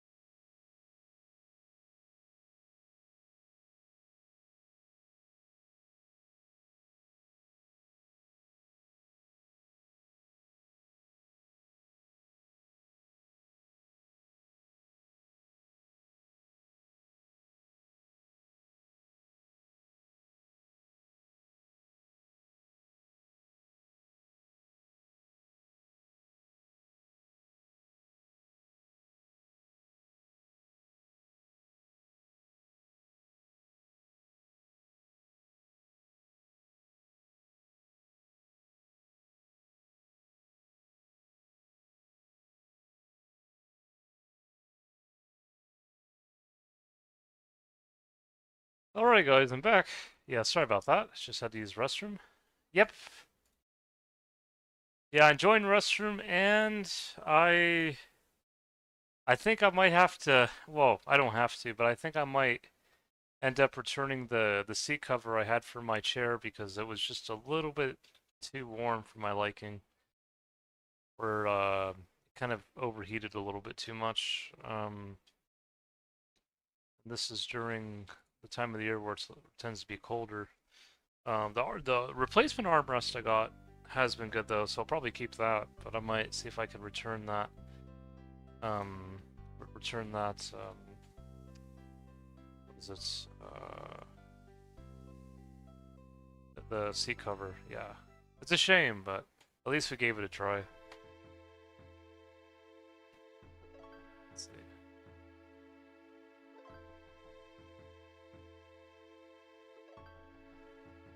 All right, Bjorn, I got your or not Bjorn, Hendrix, I got your black plate body if you still on.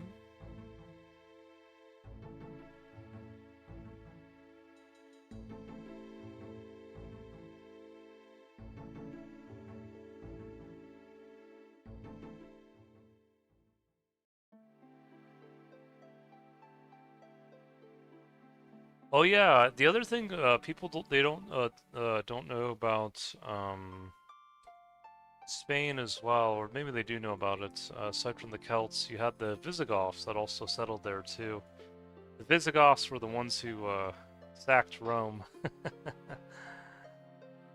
It's in, you know, and at least with the Visigoths, it was said. I think one reason why they sacked Rome was because they were treated as second-class citizens at the time. I guess the Romans kind of looked down on them, and the reason why the Visigoths sought refuge with the Romans was because of the Huns that were coming from the east. The same Huns who were fighting fighting the Han Chinese. I guess the Han Chinese repelled them, and then they ended up going west. It's like the Chinese indirectly sent them to the way to the way of the Romans, but or really to Europe. But yeah, that's yeah, that's it's just I think a lot of people don't know that part of history of Spain because so the Visigoths you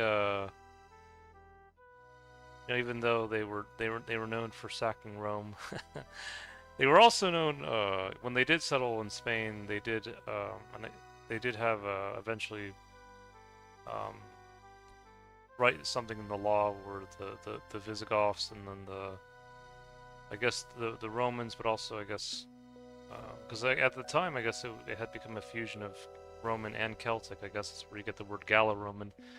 That they would kind of be treated more so equally, you know. And yeah, it's really interesting like how it's all kind of unfolded. My grandfather, my mom's dad, kind of reminded me more of like a Visigoth, kind of kind of that um, rough kind of energy, but also like a good heart as well. At least when I would look at him. So that's yeah, it's interesting, you know, just how mixed, you know, everyone's ancestry, you know, has gotten over time, you know. But it's a good thing, you know, because you know you wouldn't want to be inbred, you know.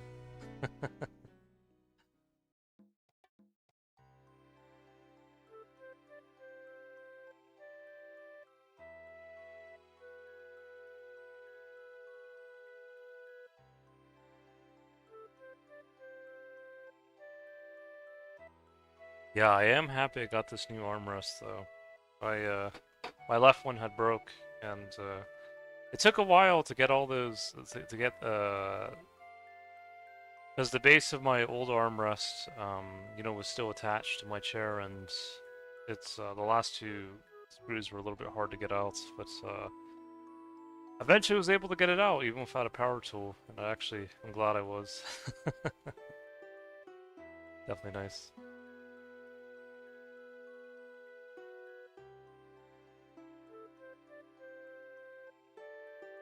Yeah, what I learned about the Visigoths too is aside from them going to, I guess, Italy and Spain and Portugal, they also settled in France, I guess like the southwestern part of France. And I guess they even went to Britain as well, because there are some people in Britain related to the Visigoths. So I don't know if that's where part of Gothic culture comes from, you know, where people dress up as Goths. I don't know if that's where, if it was influenced by the Gothic people, you know, whether it's Visigoths or I guess you have the Ostrogoths too, more in the east, and then you have the original Goths who were said to come from southern Scandinavia. So I wouldn't be surprised, but yeah.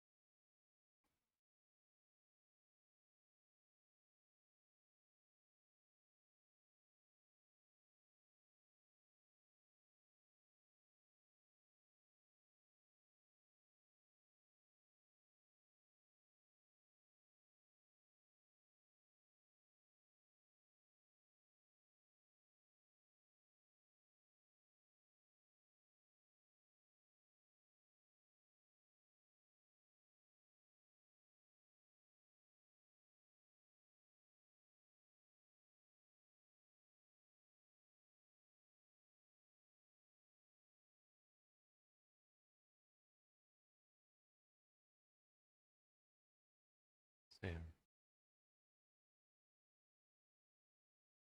Hope you guys are still enjoying the stream, by the way. I'm just also, oops, my bad. Just also, um, going through like a refund in the background. We're trying to fill out some stuff, and yeah, let's see here. Let me put a song in the meantime. Let's see. Oops, my bad.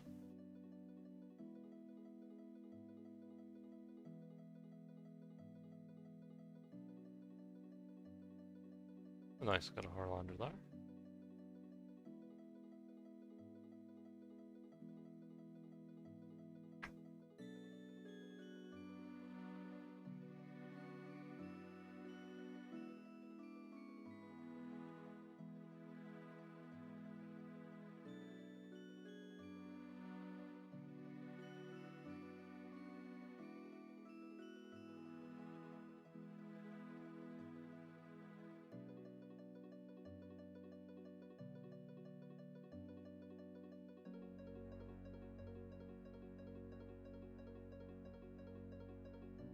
There we go.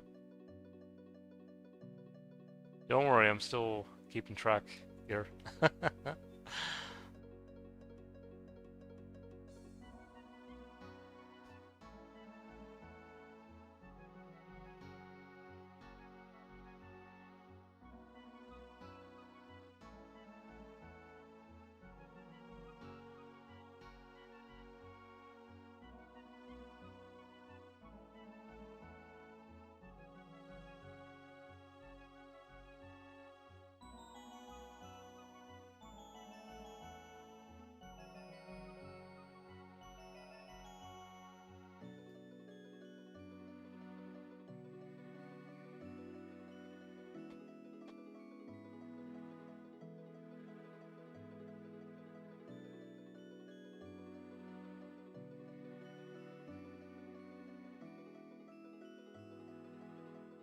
Let's see here.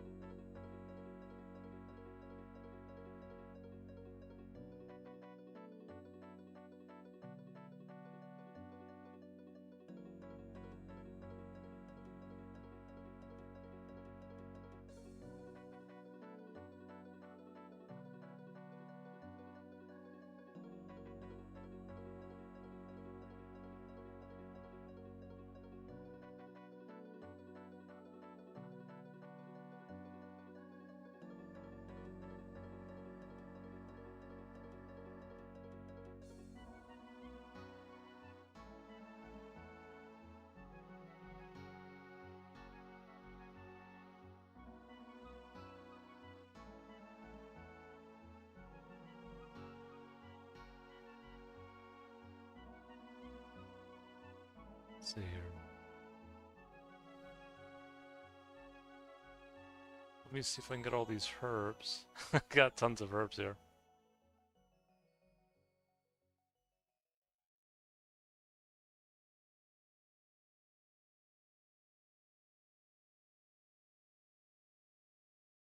Let's see.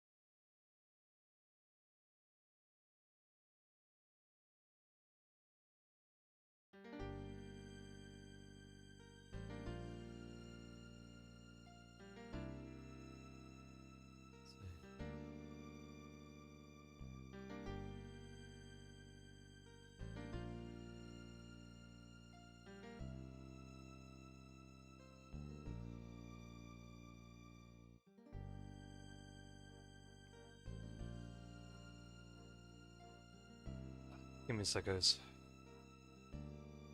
See if I can check this real quick.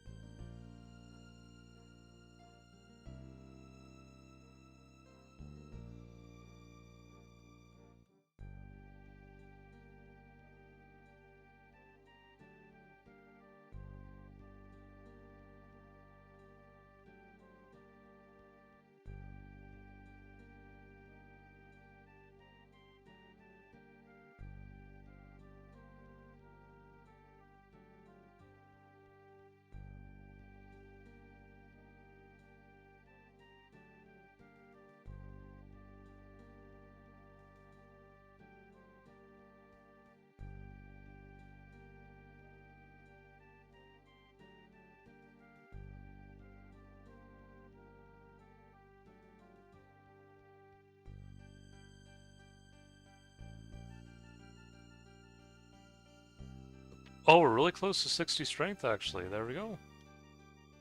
I guess we have been streaming for a wee while now.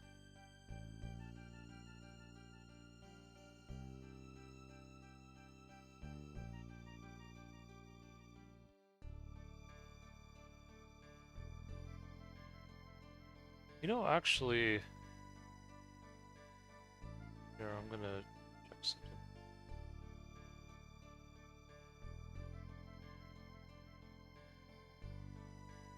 It seems like it might be a little bit more of a trouble, or a bit more trouble to return this than I thought it would be through Amazon. 'Cause it seems like it's not giving me an option to return via USPS, so I might just see if I can sell it in my eBay store instead or something. Okay, let's see.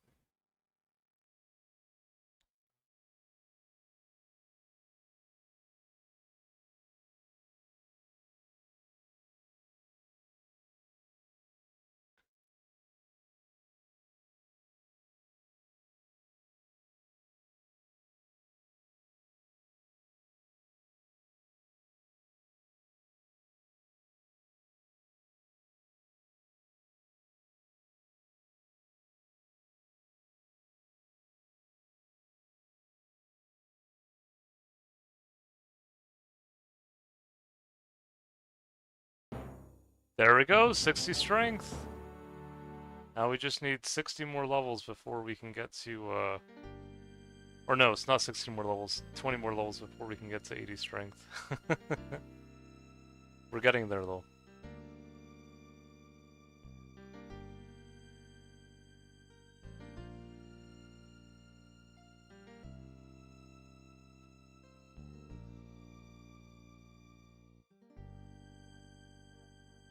Oh, we got 71 in combat now, there we go.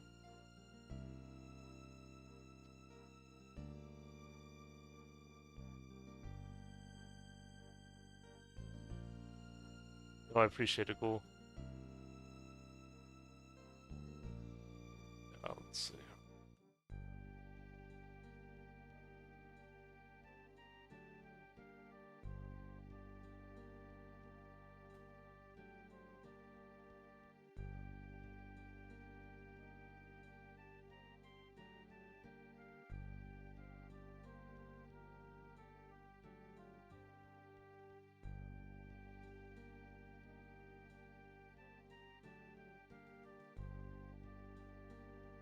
We're making progress.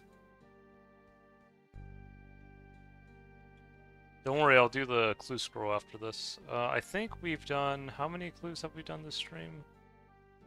We've done 2 at this point, right? I think? Yeah.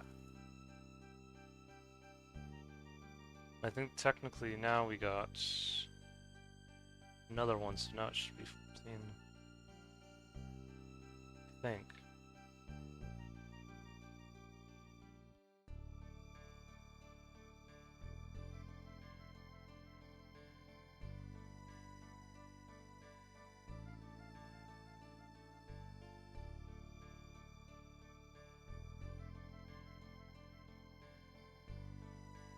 Yeah, no, it definitely does. I definitely, you know, there's a reason why I streamed this for you guys. I really just enjoy playing it in general.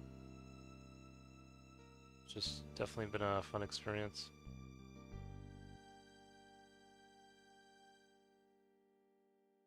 Oh yeah. Are you interested in the black plate body, Hendrix? Are you interested in purchasing it? Because I know you've been collecting black weapons and armor for me, so I was just curious if you. I'm not sure if I've sold you a black plate body yet, but I did sell. I think it was. I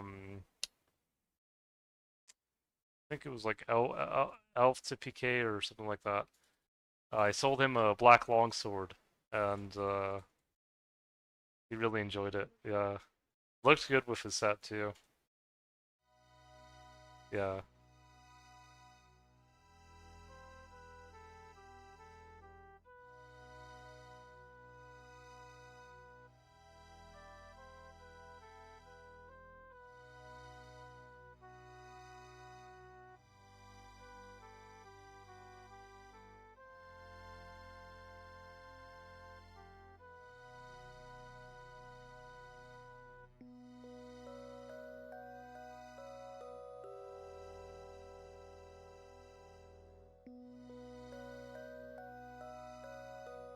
There's free flow. He's just waiting for someone.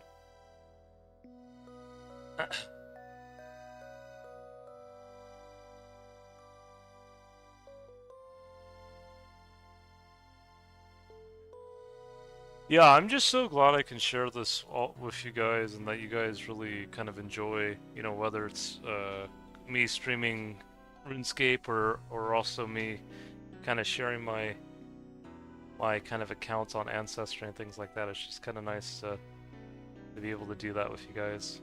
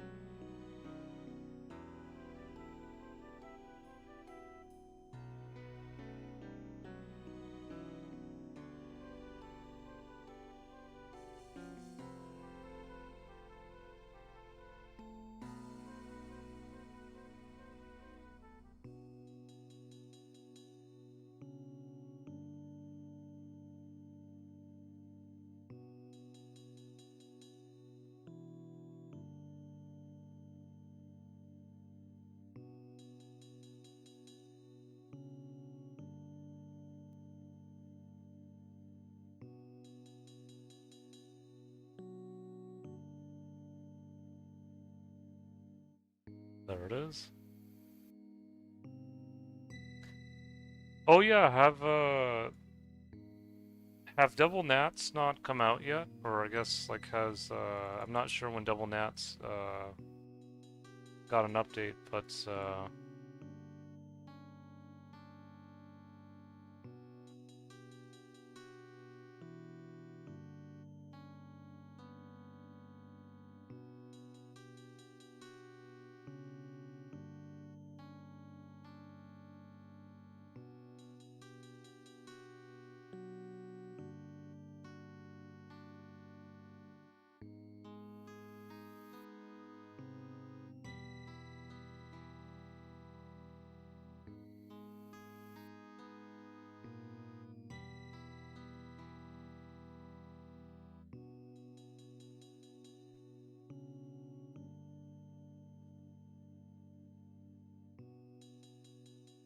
I don't know if you guys hear the washer in the background, but I think what I'm gonna do is I'm gonna probably sell the sheets on my eBay store and see if someone else can help them find a good help the seat covers find a good home. Cause yeah, I think it's be easier that way than trying to. Because usually I prefer to return things with USPS, but the only two options was with Staples and UPS. So now I think I would just sell it and let someone else hopefully enjoy it. Oh, that's good to hear. Unless if you wanted to hear it. Yeah.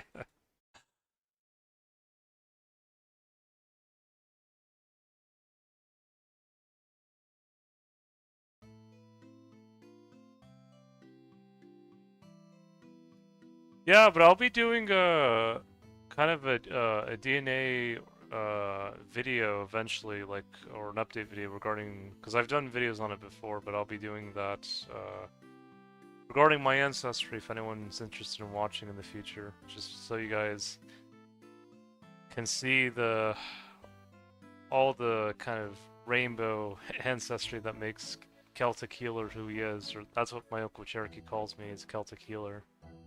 And most of my deep dive matches are Celtic, you know, whether it is on the from the islands or from the mainland. So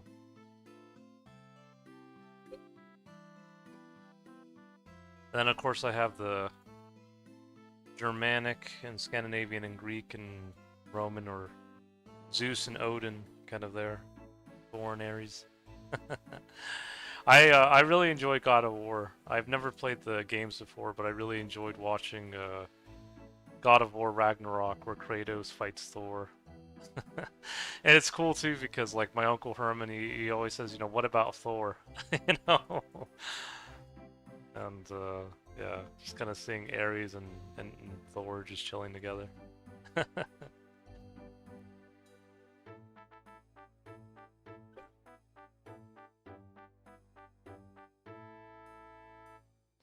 But no, I feel like you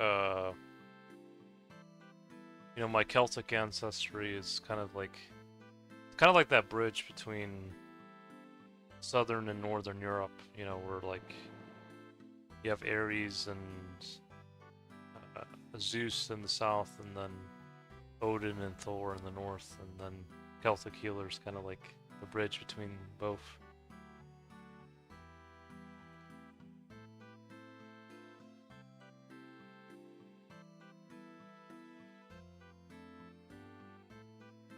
Oh, nice.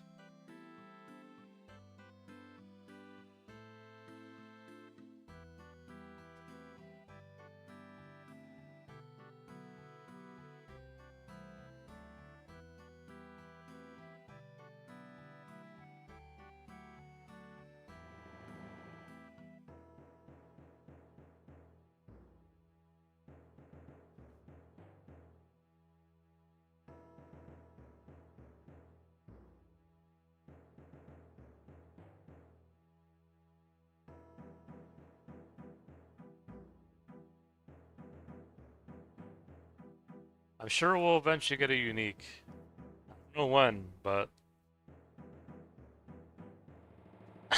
I'm feeling it. I'm feeling eventually we will get one.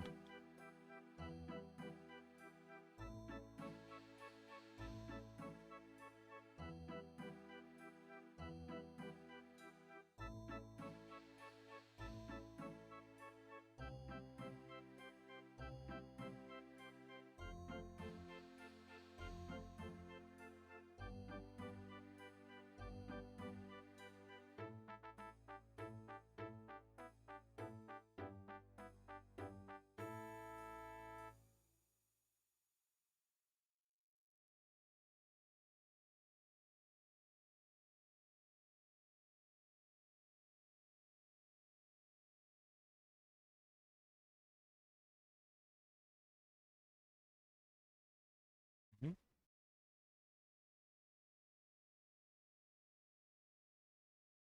Yeah, the thing with tribesmen is that I could do that, but the medium clues is just, unless if you get ranger boots. I'm not saying the other uniques are not worth anything, but I don't know. It's just the nice thing about easy clues is no matter what unique you get, it's at least worth a good chunk. Where with the medium clues, unless you get the ranger boots, it's kind of, or maybe there's one other item you can get that's worth something, but it's like I feel like it's kind of hit or miss.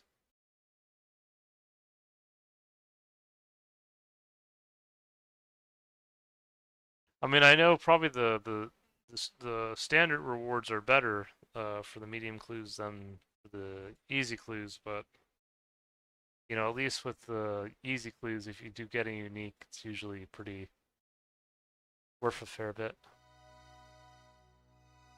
And plus, there are a lot of people who are looking for the black armor trimmed, so that's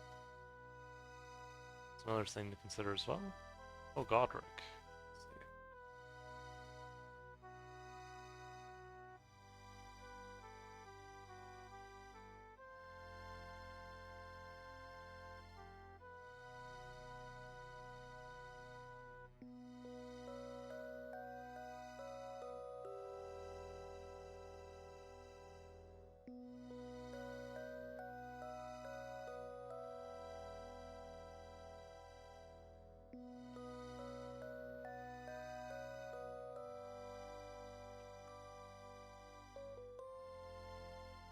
Oh no.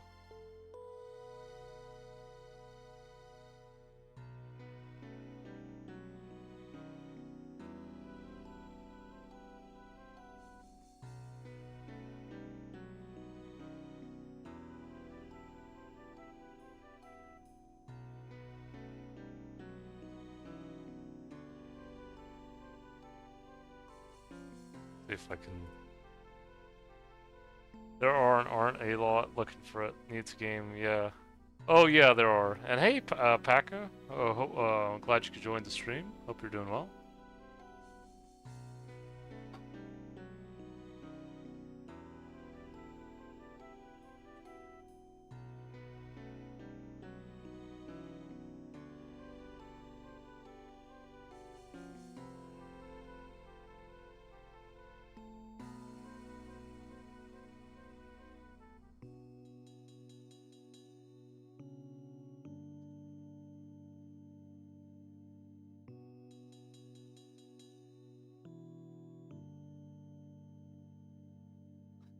There's Mac Attack.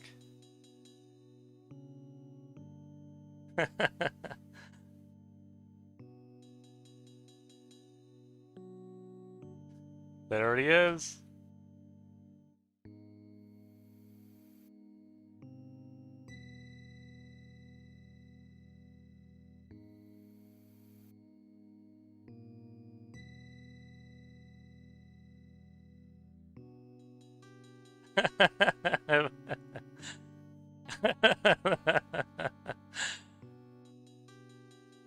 Glad to hear. I feel the same. Paka.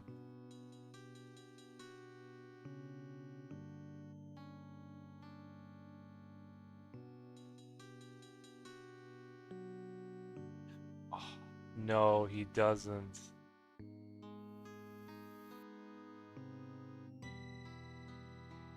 Oh well.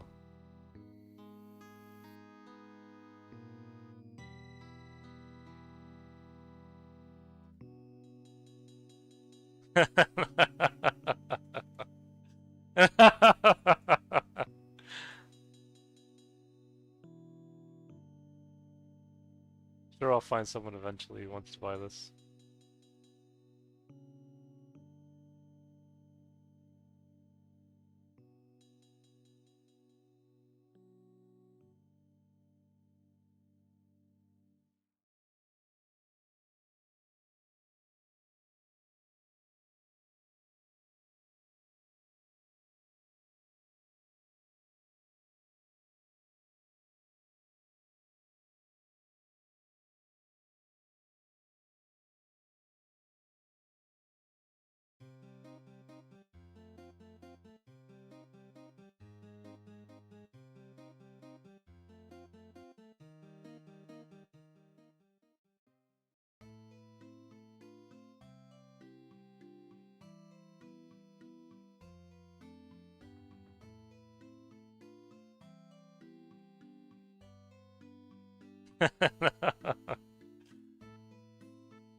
Oh, for anyone who wants to join the Discord, by the way, let me share the link here. Share it for anyone who wants to join.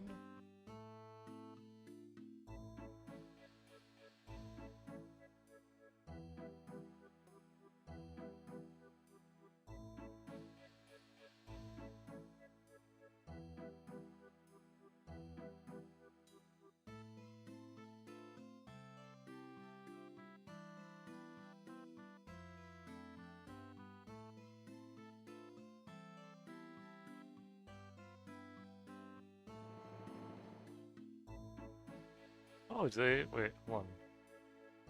I forgot do they also sell... They do sell gems here. I realize that.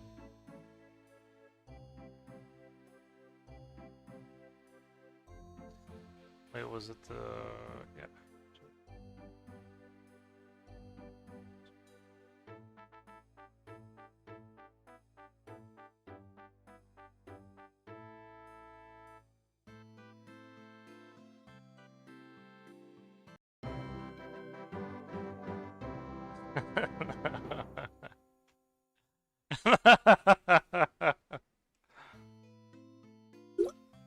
It is something, but...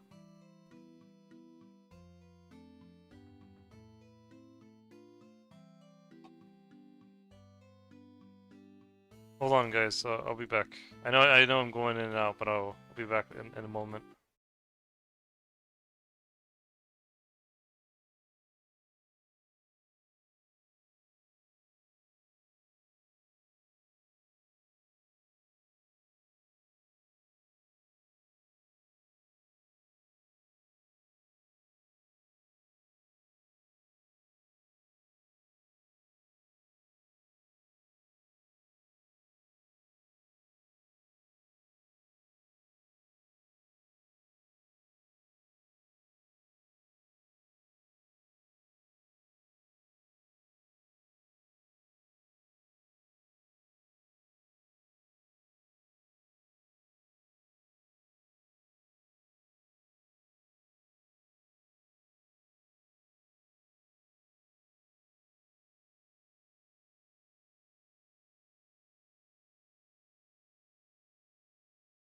Alright, I'm back.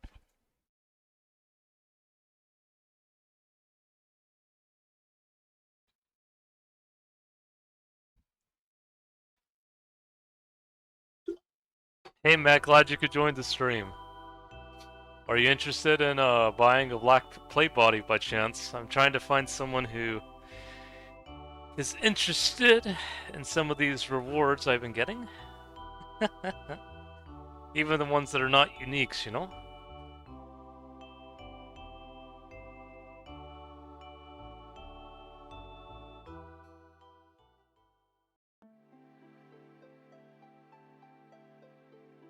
I'll take a hard pass, I tend to elk those.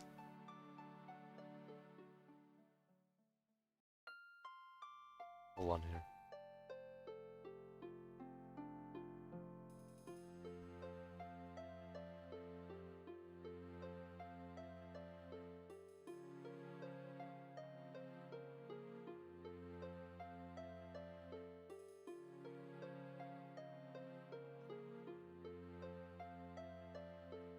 No. Oh, wait, hold on. Hold on.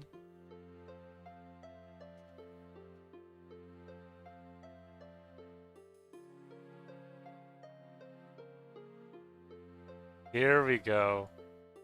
Here we go. We got the right audience now.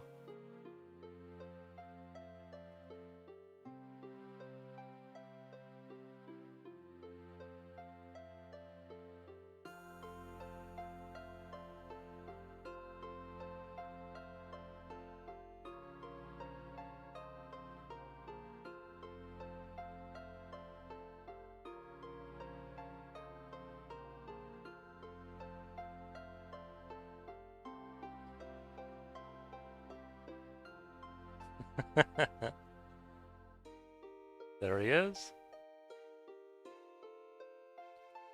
Yeah, I think 6K was fair.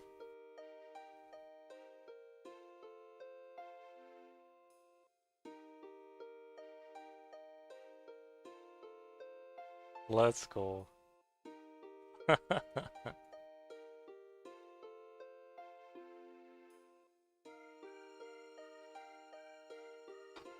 Wait, hold on.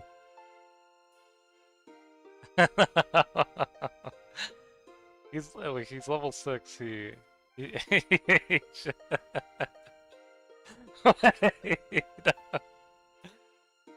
You want to buy herbs?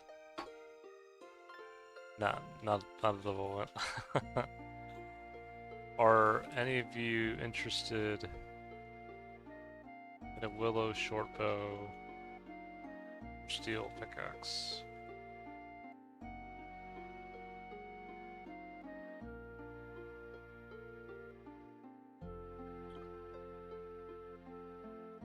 Even as level 6, I can't believe it.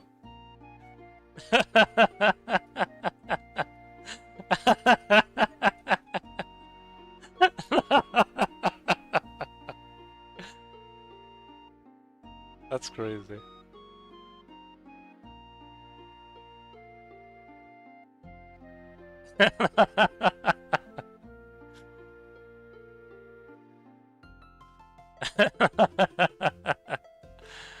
Sorry, I guess I can always alk it.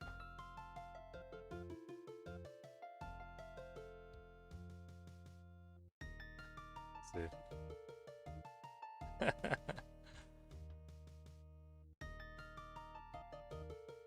That's crazy. Let's see here.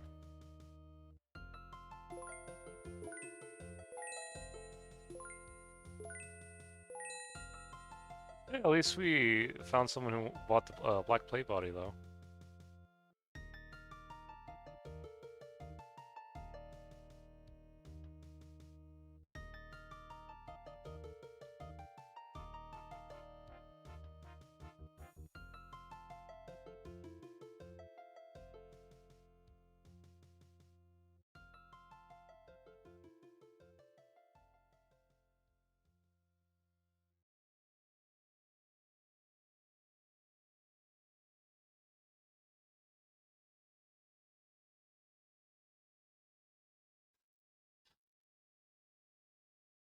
I just like to do these trades, guys. Even though I have like 12 mil in my bank, I always love doing these trades. Yeah.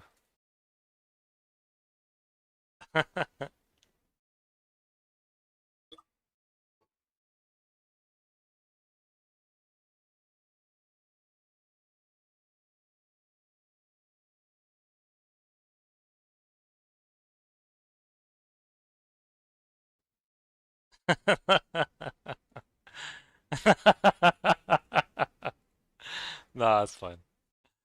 No, it doesn't hurt to have extra amulets of magic actually in the bank, but yeah.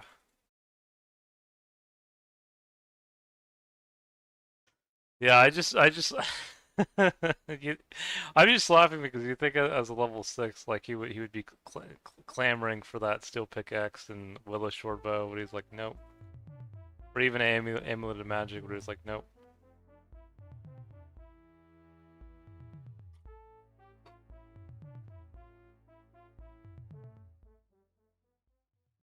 That's silly. Must sold a lot of black plate bodies and steel pickaxes. A lot of black plate bodies, yeah. Steel pickaxes, not so much. I think people like the black armor and black weapons. I always find someone who wants to buy them. That's why I try. I don't really alch them. I did give away a black dagger as a gift though to a guy named Volcanic. I gave him a black dagger and priest robes when he was trying to light Varrock on fire with all the campfires he was making. This is kind of funny. Oh, nice of you to join pack. Discord.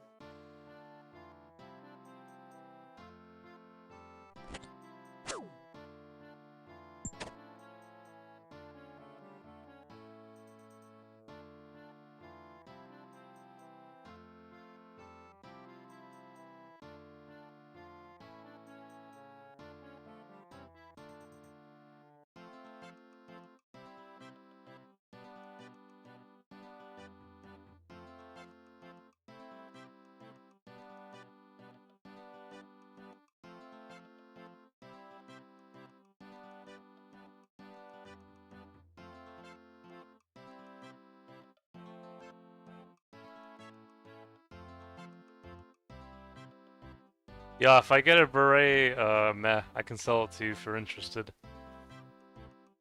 Add it to your collection. Are all clue scrolls the same, or are there tiers? Uh, yeah. So there's easy clues, medium clues, and hard clues.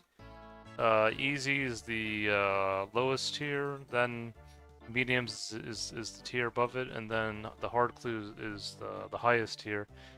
I've done at least like around 30 hard clues, and I've gotten 4 uniques out of those 30, and then easy clues I've done 13 so far. I don't know if easy clues and hard clues have the same like drop rate for uniques. Like I don't know if it's the exact same or it's a little bit easier to get uniques and hard clues. I'm not sure. I just know with one of the hard clues I got 2 uniques. I got Cavalier and Ceradoman plate legs, and that was probably one of my best clues I've ever gotten. At least on 2004Scape. Now in old school, I remember I think I got like a gilded plate skirt, and I think that was worth quite a bit. But yeah.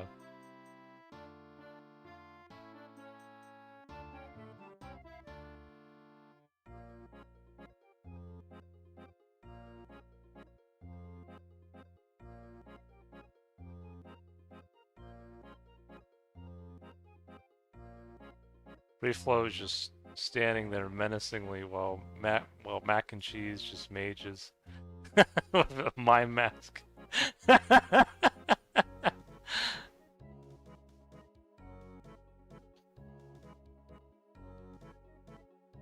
Glad to see you two enjoying yourselves up there.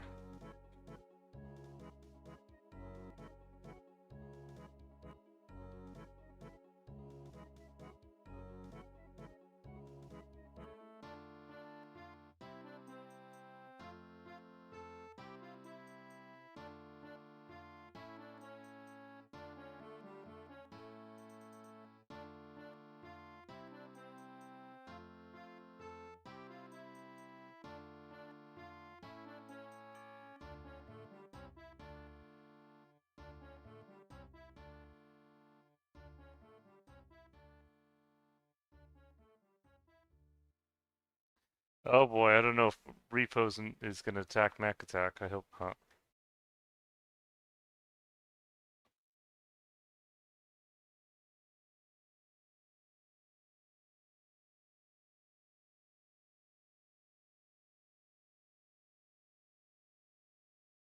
Looks like Free Flow is just waiting for someone.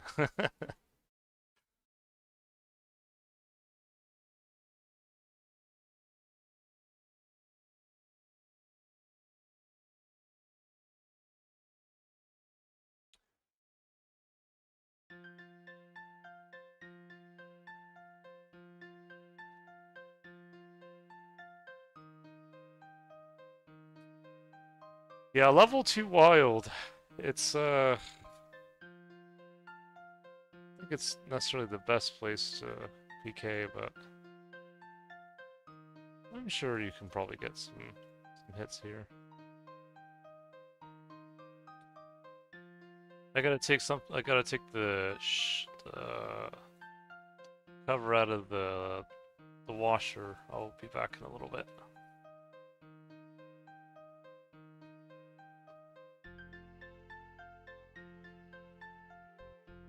Just log out. Okay.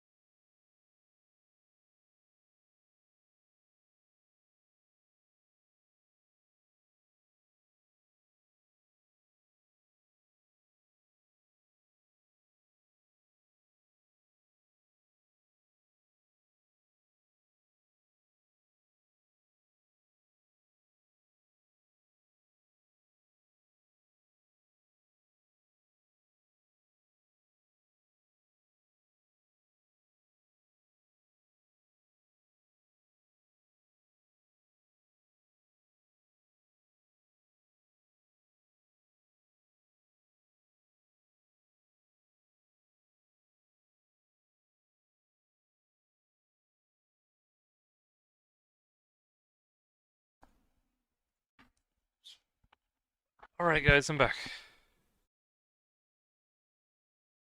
Just had to put that in the cover in the washer, or dryer rather.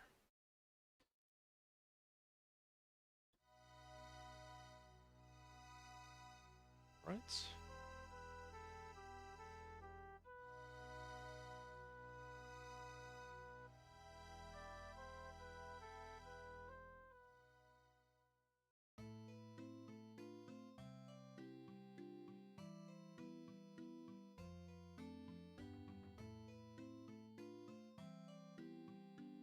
Mac and cheese is still there, he's doing alright.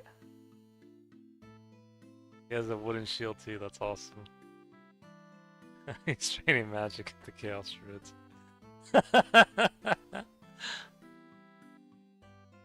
Look at him. That's pretty cool. Never really thought about doing that, but so I'm always maging the dragons.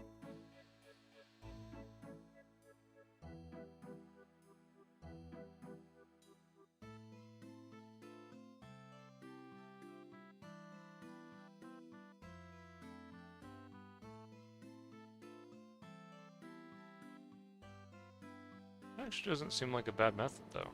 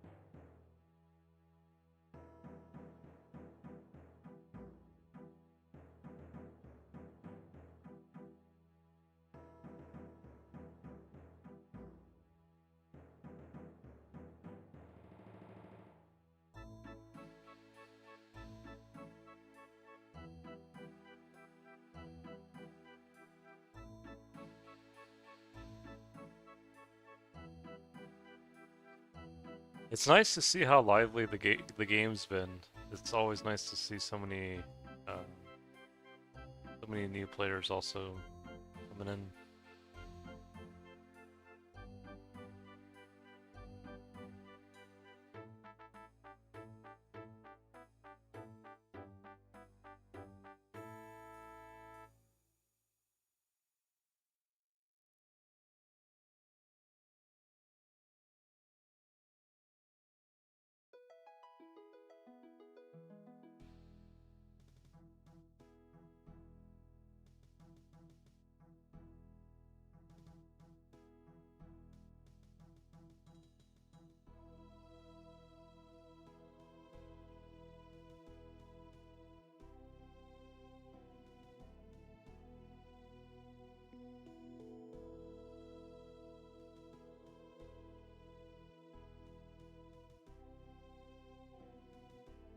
Seems like I consistently max the 13 now. Nice.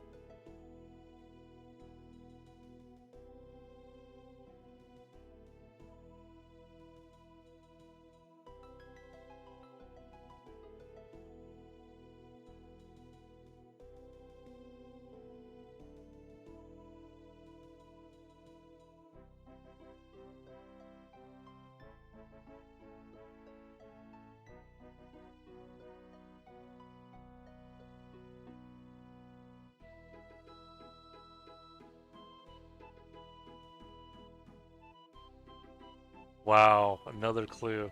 There we go. I think that's 3 clues in one stream. It's not uncommon actually, because I think last stream or one of the streams before we got 5 clues in one stream. So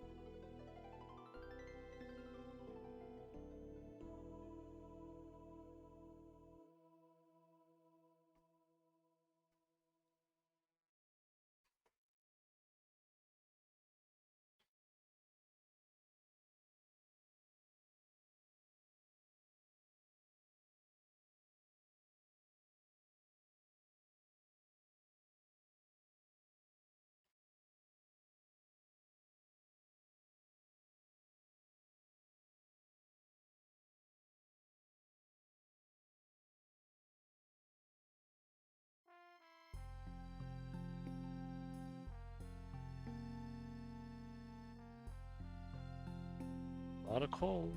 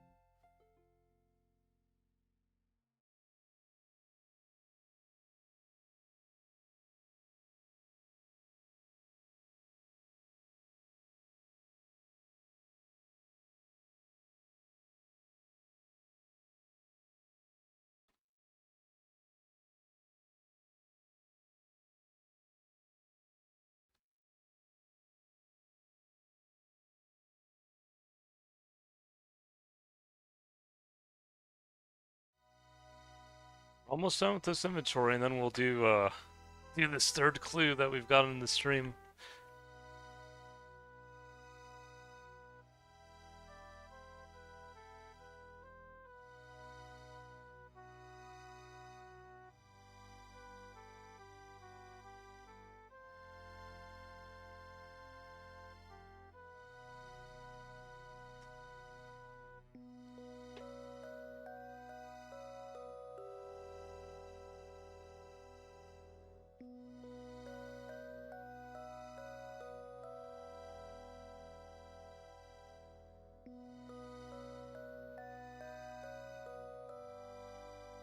Oh, thanks, Becca.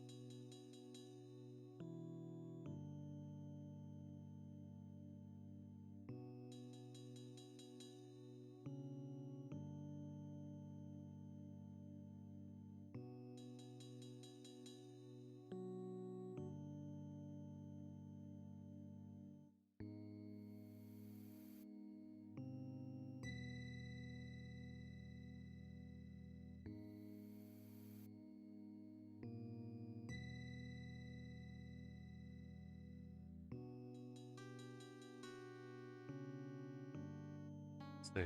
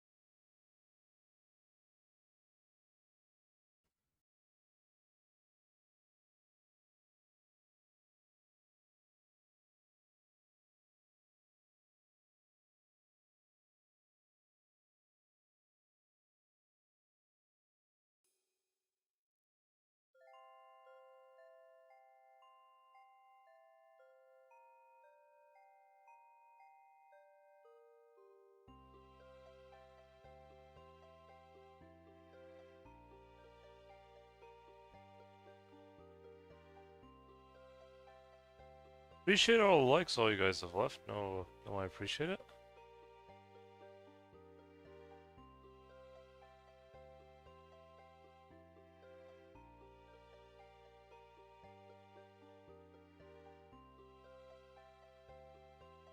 I think tonight I'm gonna get some good sleep. Last night I did get some sleep, but I didn't get as much as I wanted to, I guess. Tomorrow we'll see if we can maybe grocery shop a little bit, because we're running low on groceries.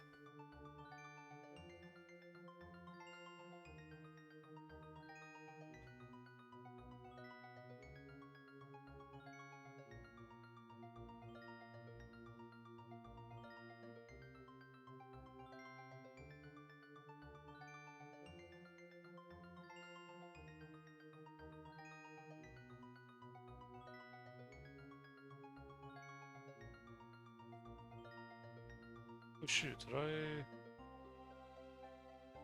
Oh, wow, my bad.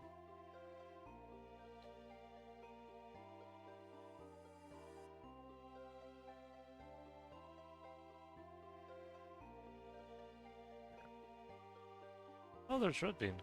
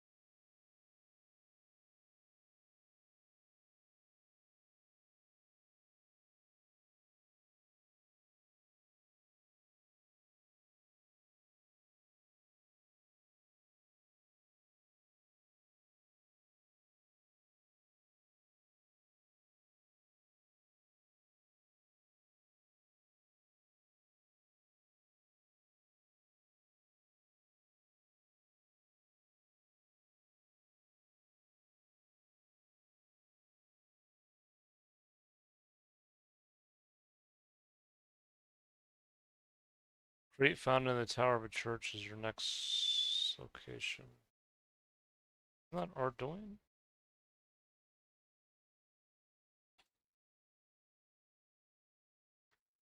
I think so. Yeah.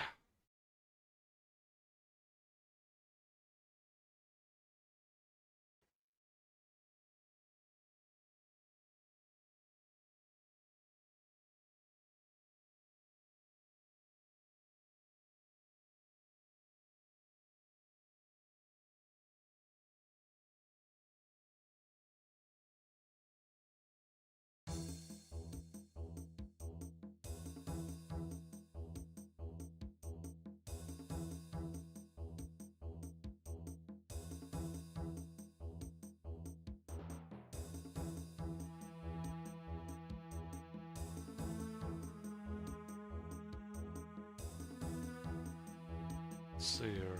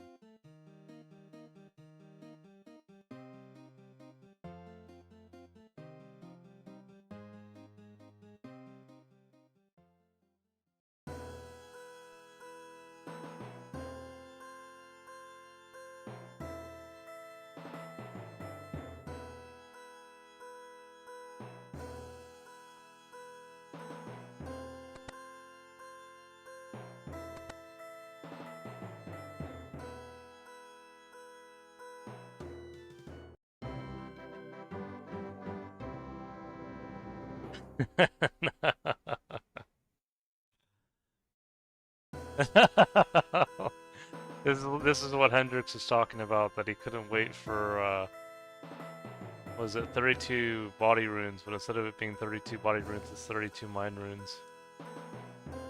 Wow.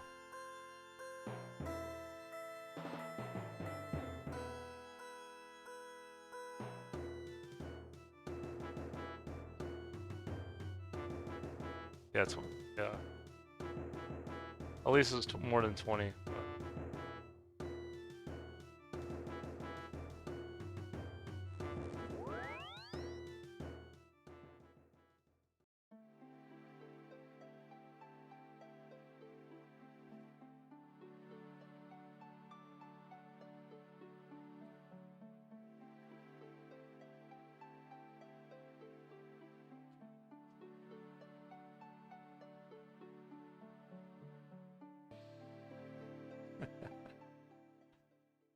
No, thank you.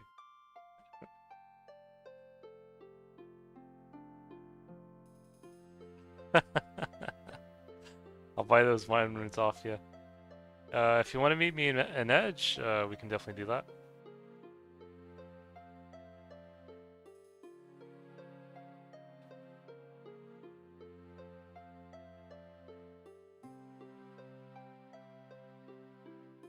Whoa. How many studs?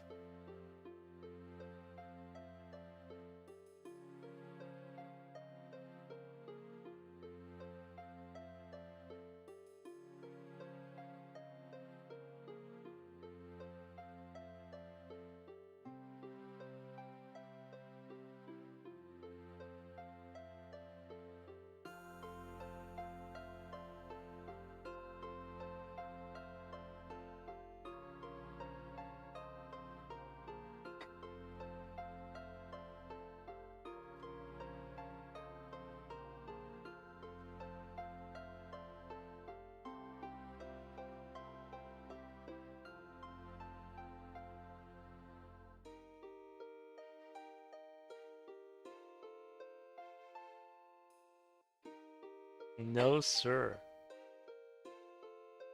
Can't believe it.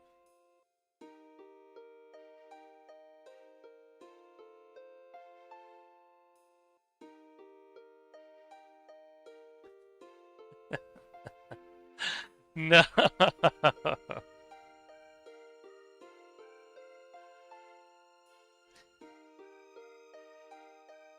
Unfortunately, I don't have that many mine runes pack unless if you want the studded chaps as well.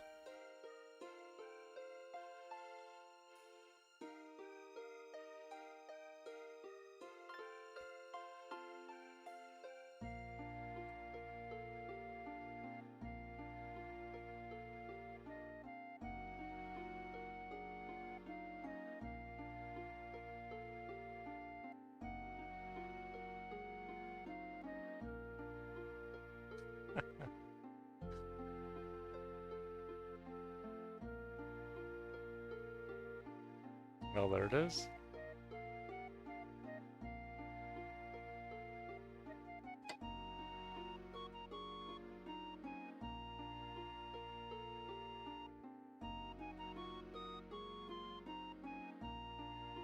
The Burnham.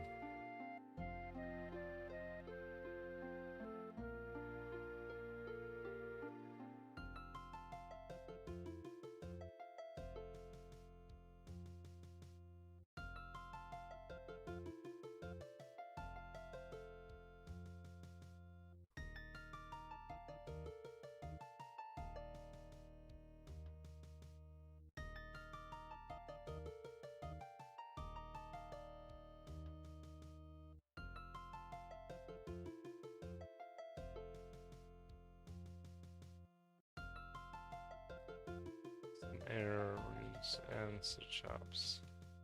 Make it bundled together for you.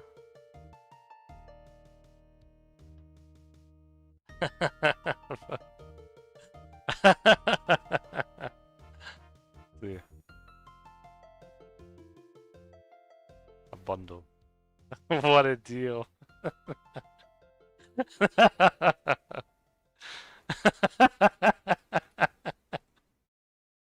No. Let's see.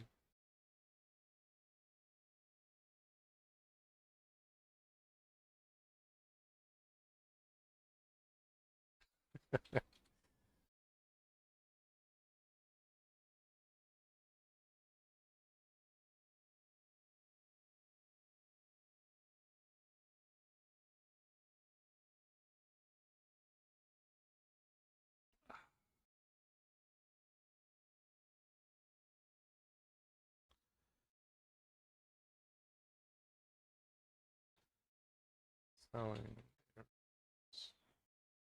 Ooh, okay. I'll do it for the lobster then. Lobster makes up for it.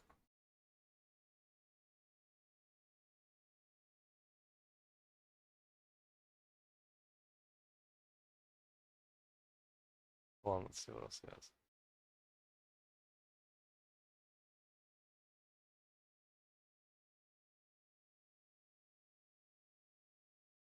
There we go.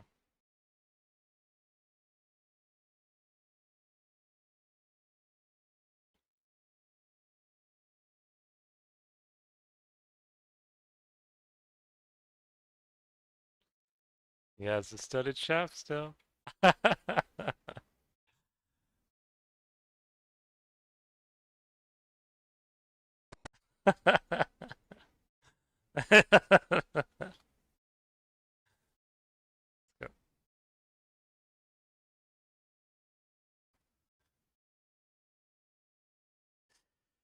Yeah, see, doing these easy clues are not too bad. I mean, there are people looking for some of these items, you know?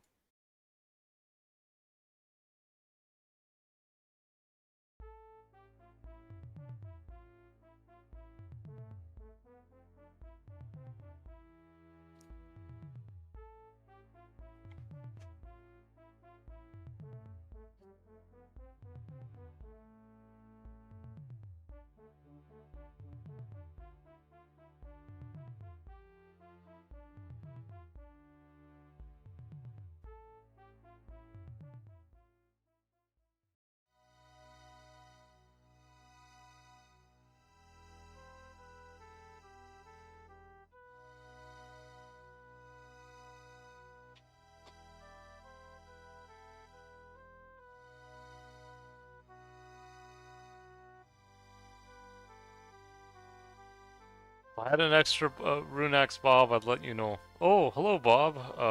Hope you're doing well. Welcome to the stream.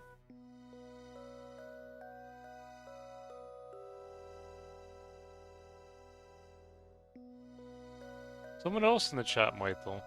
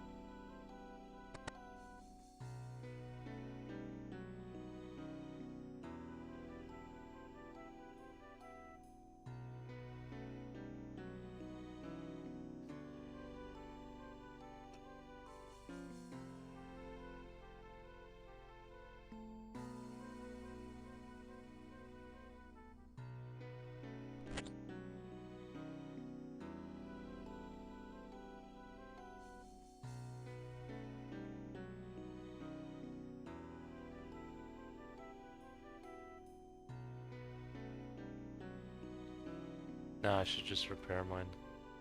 There you go.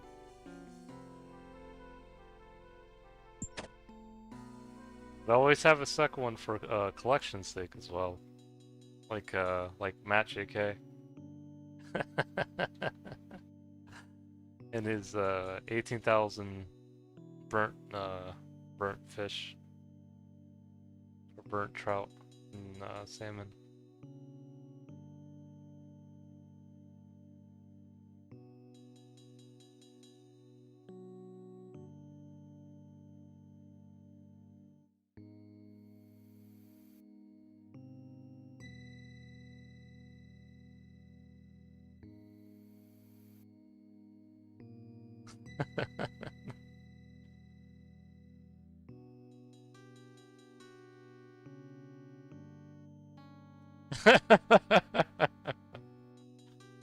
Look.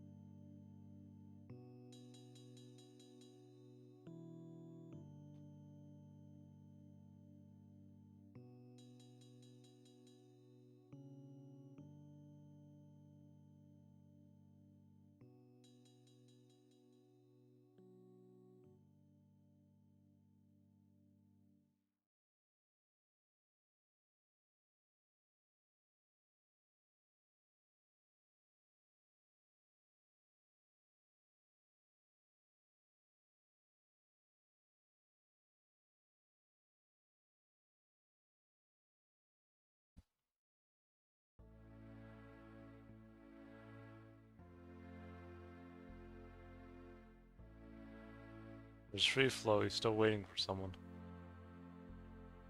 There's repos.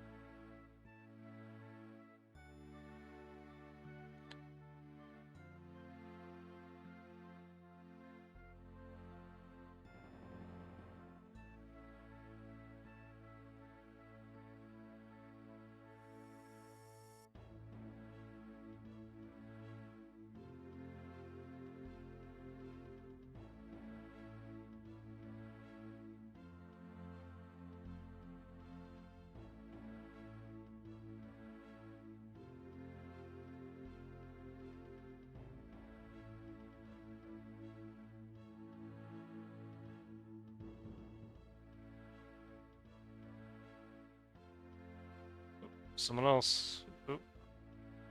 Oh, T-Dog level 55. Ooh boy. Free flows. He might be coming in.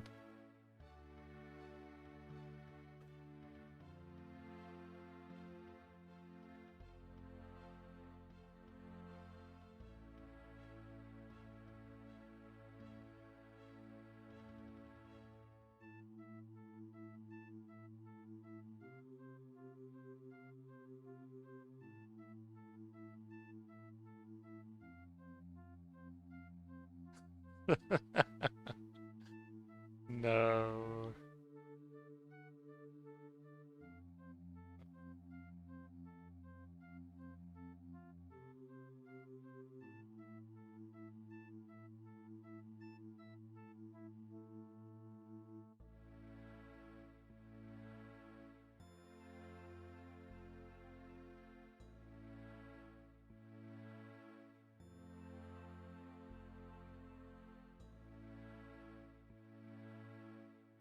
How long have you been waiting?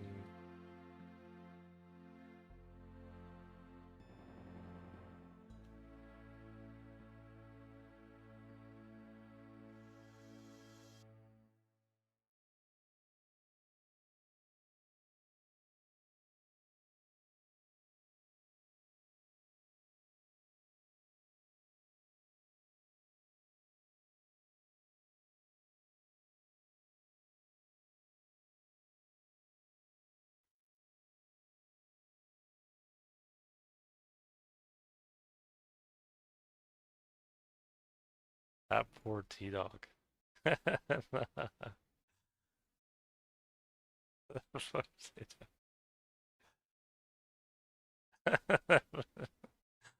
No.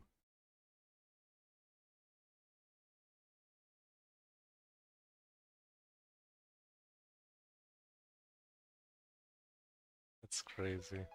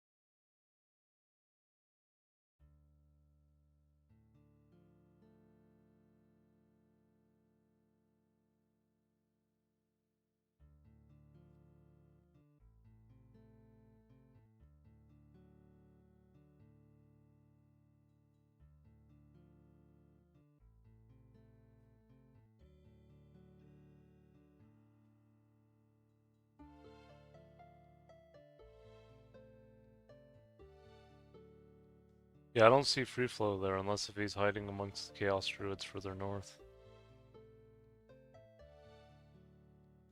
Just gonna scout real quick.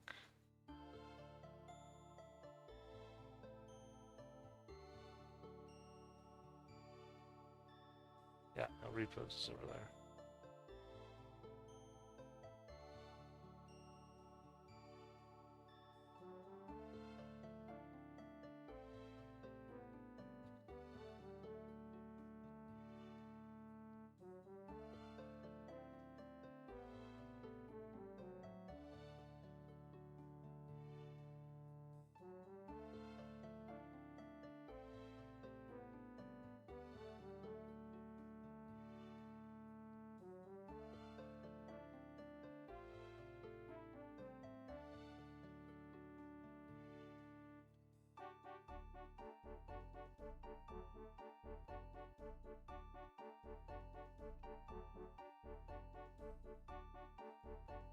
It is.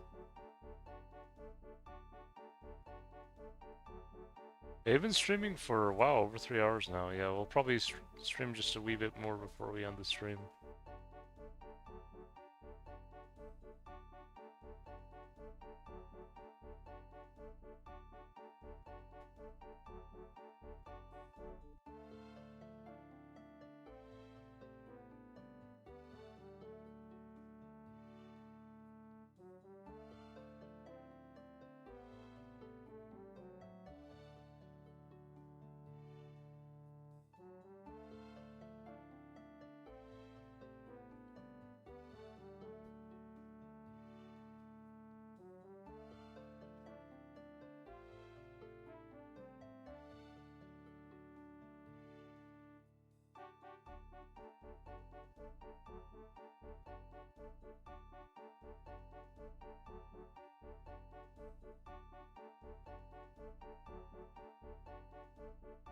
Ooh, another Harlander.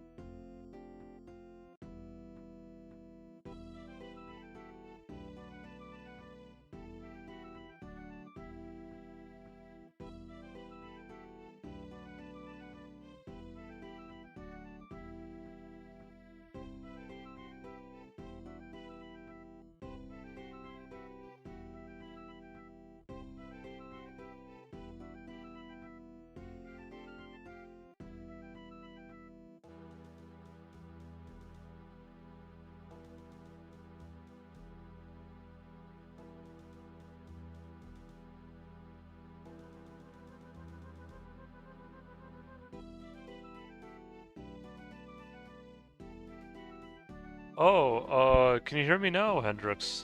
Sorry about that. Or everyone else watching the stream. Yeah, I don't know if my mic was just too far away or something.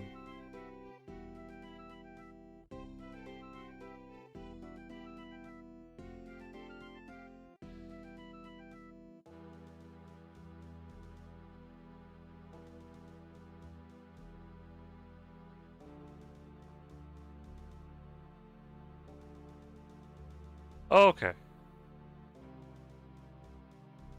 Yeah, I just figured sometimes the mic can be a little bit further away, or sometimes I just kind of get into sometimes I don't have as much to say in certain parts of the stream, and then I just kind of get into the training, focusing on training a little bit more.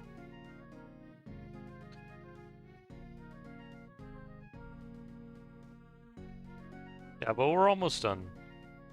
I think we're gonna end the stream here soon.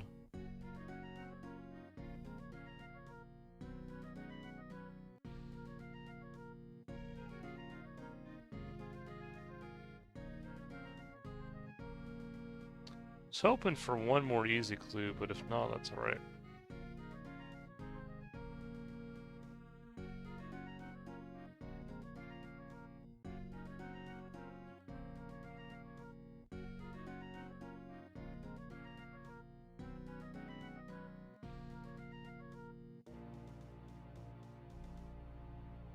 Yeah, we've done 14 easy clues already, which is pretty nice.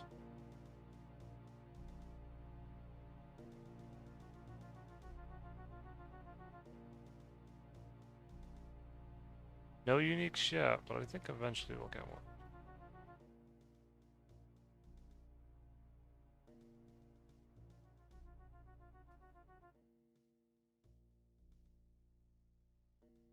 Oh, nice. Hope you enjoy. Yeah, I had some pizza, I think yesterday. And, yeah, I cooked it for a little bit longer.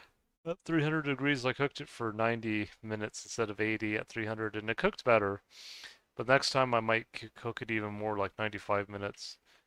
I had burgers today, which were good though. And burgers are good. I cook them from frozen at low, because actually it actually cooks better from frozen than if I had thawed it, interestingly enough. Or it's better for me to cook it on low and then for it to thaw while cooking, if that makes any sense.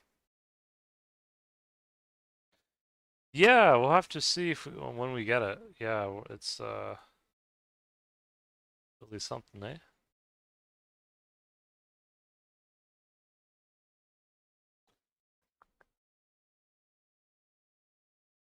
Yeah, and it's kind of nice because, you know, I wasn't sure how long it was gonna take to get to 80 strength, but if things kind of keep going smoothly like how it has been, I think it shouldn't be too bad.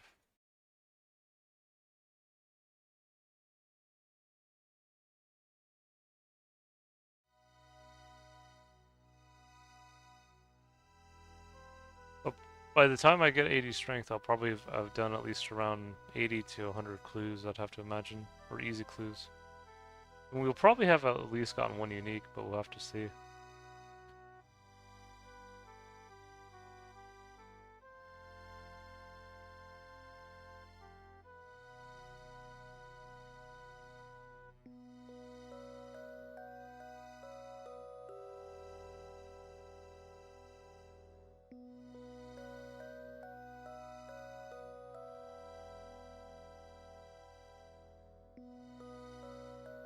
Alright guys, I think I'm gonna end the stream for now. Hope you guys enjoyed, hope you guys had fun watching, and I'll be off for now. Hope you guys take care.